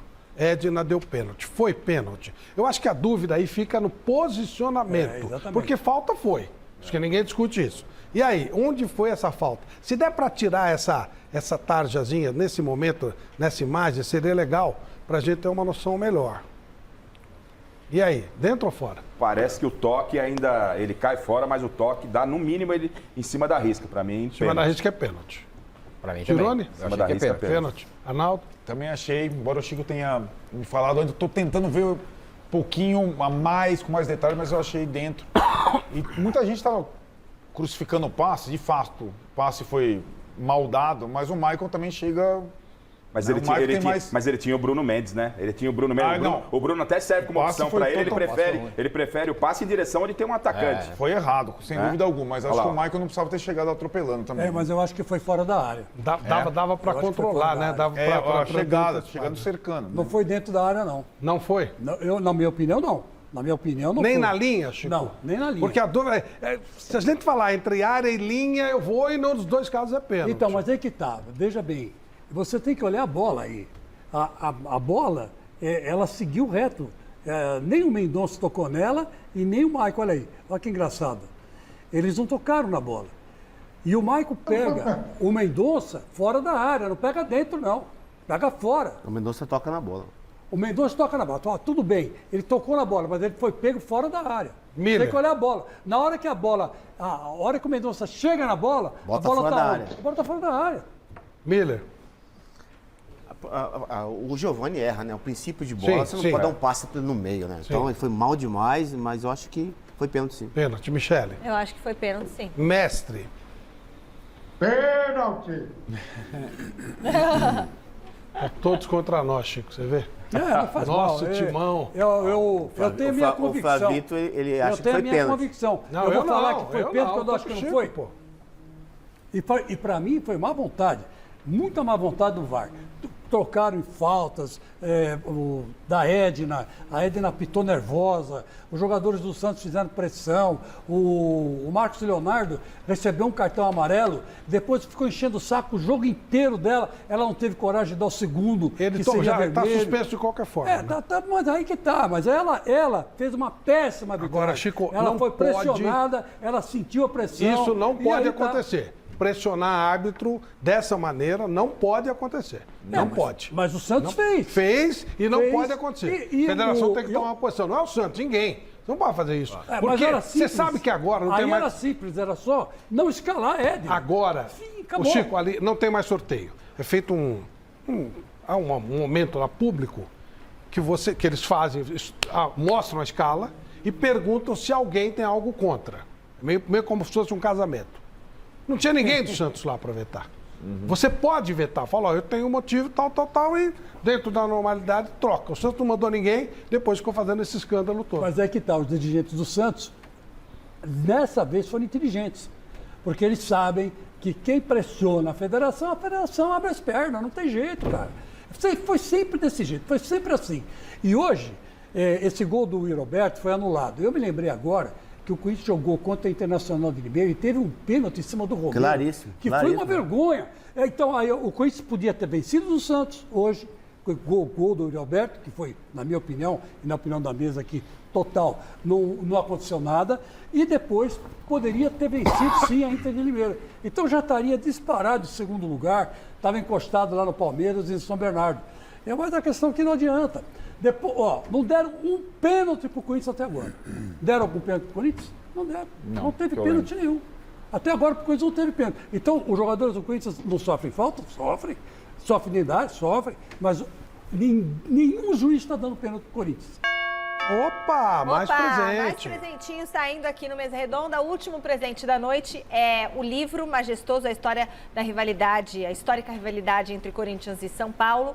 E a bola vai para o Rubens Coelho. Rubens Coelho, uma semana para retirar seu presente aqui na TV Gazeta. A nossa produção vai entrar em contato com você a partir de amanhã, tá certo, Flávio? Lembrando, para quem está assistindo Mesa Redonda, na sequência, coladinho com Mesa Redonda, temos o Ravsani Live Show, que vai ter como convidado o Rodrigo Ruas, que é um viajante profissional, apresentador, jornalista, programa de entrevistas aí na sequência do Mesa Redonda. Flávio. Muito bom, muito bom. Um dos principais atacantes do futebol brasileiro nos últimos tempos parou com o futebol. Estou me referindo ao Jô, jogador de Copa do Mundo, artilheiro no Corinthians, que parou dando uma entrevista hoje ao nosso companheiro Olivério Júnior. Vamos ver. São 20 anos como profissional, né? Mas desde os meus 8 anos que eu entrei no Corinthians, que eu jogo futebol, que eu tenho compromisso de treinar, de cumprir com os horários, de cumprir tudo certinho. Então, isso bota aí, são mais de 20 anos, né? Me dedicando ao futebol, no qual, como eu sempre falei, sou grato demais a todos, a tudo, todos os clubes, todos, enfim, é muita coisa. Mas, em primeira mão aqui nessa entrevista, eu quero deixar claro que, a partir de hoje, o Jô se encerra o ciclo dentro do futebol profissional, e aí o João Alves Assis Silva vai ter a continuidade na vida pessoal, claro que dentro do futebol, porque é um lugar onde me abriu muitas portas, me deu essa oportunidade de poder conhecer tanta gente, e aí eu quero engrenar aí dentro do futebol, só que em um outro, agora fora das 4 linhas. Então vamos lá, Jô, no Corinthians, Chico, 284 jogos, 65 gols, 4 títulos, 2 paulistas e 2 brasileiros. Foi o jogador que mais fez gols no século XXI, 65 gols. Foi também o maior artilheiro da era dos pontos corridos, 45 gols. E ainda o artilheiro da Neoquímica Arena com 30 gols. Segundo artilheiro em brasileiros, 45 gols, atrás só do Marcelinho com 52. Foi a maior revelação da base do Corinthians, no seu modo de entender? Da base? Foi, sem dúvida. Passou até o Casagrande, né? Meu amigo Casão, que jogava com o Sócrates ao lado. O Jô não jogava com ninguém no Corinthians. Ele jogou lá do Ronaldinho Gaúcho, foi campeão da Libertadores. É diferente, pelo Atlético Mineiro. Aí tudo bem. Mas o Jô não. O Jô praticamente foi campeão brasileiro sozinho. E naquele ano que o Corinthians foi campeão brasileiro, o Jô jogou quase... Era 1-0 o gol do Jô, né? Jogou quase todas as partidas. Todas as partidas. E o Carille só tinha uma jogada. A bola no Jô, o Jô subia de cabeça, colocava para a direita ou para a esquerda, ou matava a bola no peito, virava e fazia o gol. Essa era a jogada do Além de preparar para os companheiros, né? Preparar para os companheiros. Fazia a parede com poucos. Ele é um pivôzaço, né? Era um pivôzaço. Eu acho que ele tá ali com o Evair. Quando o Evair jogava no Palmeiras, o Evair fazia muito bem esse pivô. Quando ele foi jogar no Atalanta lá, ele consagrou o Canija. Nossa, quantos passes de gol ele deu para o Canija. E o Canija o consagrou também, o Evair. E o Jô, sem dúvida nenhuma, foi... no século XXI, o maior jogador da base do Corinthians, revelado na base do Corinthians. Outro grande jogador que foi revelado na base do Corinthians, mas não está no Corinthians, é o Everton Ribeiro. Também vamos dar valor a ele, porque ele foi para a seleção brasileira e tal. Começou como lateral esquerdo do Corinthians. Né? E até espero que ele volte. Tem o William, tem o Everton. Isso, o Everton, o William. O Everton, goleiro do Palmeiras. Exatamente. Então vamos lá. Tem o Everton com E, né, que está no Flamengo, que o Vitor Pereira está querendo dá uma espirrada nele, o Vitor Burreira, né? É uma besta mesmo, né? Não tem jeito. O Everton, que é goleiro do Palmeiras, e tem agora também o William, que está jogando um bolão lá na Marquinhos também, viu? Que é outro jogador que começou na base do Corinthians. do São Paulo. O Lucas do São Paulo, o Lucas Marcelinho. Era o Lucas Marcelinho. Lucas Marcelinho. Tem bastante gente, viu? Tem bastante Agora gente. o Corinthians já não revela mais, mas teve uma fase aí. A base do Corinthians hoje é um desastre, né? Vê aí o Juliano, que a bobagem que ele fez, eu falo um palavrão aqui, a bobagem que ele fez Giovani. aí. Giovani. Desculpa, o Giovani, que devia ter recuado a bola, agora que eu concordo com você, o treinador errou em tirar o Queiroz. Lógico que errou. Agora, esse do Queiroz é bom, eu gosto dele, acho uma boa revelação. O Adson ainda está devendo, está jogando de meia, não sei se essa é a posição dele, né? O Robson Renan vai ser uma surpresa. No Corinthians não é o tempo dele mostrar, mas esse moleque, Robert Renan, é um cara que vai ser... Mas agora já está lá na... Já está, vai para a Rússia. No Raio Esparta, e o time russo já está querendo vender para o Real Madrid por 220 milhões de euros. Quer dizer, o Corinthians não podia esperar um pouco. É por causa do Yuri Alberto. Não, mas peraí, vende o Robert Renan e compra o Yuri Alberto. A gente volta já. Vamos lá. Acabou agora um exótico Portuguesa e São Bento. Pelo que a gente viu aqui, teve 21 minutos de acréscimo. 0-0, os dois estão ainda... O São Bento ainda não sabe se classifica, nem está livre de rebaixamento, e a Portuguesa deu mais um passo rumo ao rebaixamento. Que é o lugar que ele tem que ficar mesmo, né? Depois daquele negócio do Fluminense, eu não tenho o menor respeito. Fique lá. Michele, falta a enquete. Está da enquete do site gazetesportiva.com. Se o São Bernardo, né, o Palmeiras corre o risco aí de ser eliminado pelo São Bernardo, se o São Bernardo pode eliminar o Palmeiras, e deu que sim. 66% dos votos lógico. É bom o Palmeiras abrir os olhos. Eu não acredito nisso, mas o pessoal acredita. Acho que são os corintianos votando aqui, como Chico Leque. Fizeram muito bem. Mestre Heleno, um abraço. Outro muito grande. Só lembrar hein, que o Casemiro é o maior jogador do mundo hoje nessa posição e foi expulso pela torcida do São Paulo. Essa que está aí infernizando a vida do Messi. Miller, um abraço. Chico, um abraço. Arnaldo, Tirone, queridos amigos, um grande abraço para os dois. Muito obrigado pela presença. Meu querido Osmar Garrafa assume a partir da semana que vem o Mesa Redonda. 19 anos e 10 meses. Uma vida muito bem vivida, muito bem curtida. Adoro esse local. Fiz minha parte, a Gazeta também. Maravilha. Vai ser difícil ser concorrente, né? Mas a gente vai ser e faz parte da vida também concorrentes. Mas sempre amigos. Pode ter certeza. Fiz amigos e deixo amigos. E deixo... O Garrafa quase foi meu aluno. Ele ia buraquear minhas aulas lá. Não é meu aluno, ia buraquear. Meu irmão, sorte para você, que Deus te ilumine, obrigado, Flávio. Que você tenha toda a inspiração do mundo nesse novo trabalho, você merece pra caramba, tá? Obrigado, sorte para você, saúde. Sorte. Os nossos embates continuarão, claro, não é? Claro. E eu gostaria de agradecer demais à Fundação Casper Libero, a direção, né? Pela oportunidade, a nossa gerente de esportes, Michele Janela, a você, telespectador, vamos continuar aqui o legado que o Flávio Prado deixou, muitas pessoas grandiosas passaram à frente do Mesa, Milton Peruzzi, a Valone, o Flávio, outros estão por aqui, o grandioso Chico Lang, que é uma lenda da mesa, e no próximo domingo você é o nosso convidado para estar com a gente, que a gente vai dar continuidade a esse trabalho lindo e maravilhoso do Flávio. Obrigado. Boa, meu irmão. Vamos em frente. Beleza. Obrigado. Gente, uma honra, né? Uma honra. Você fala assim, pô, mas você está saindo e tal. Não. Eu vivi 20 anos maravilhosos aqui. Essa é a história. Eu vivi 20 anos maravilhosos aqui. Só tenho que agradecer. Muito legal, muito importante. Você, telespectador, e você concorrente. Faz parte da vida. Michele, obrigado por tudo.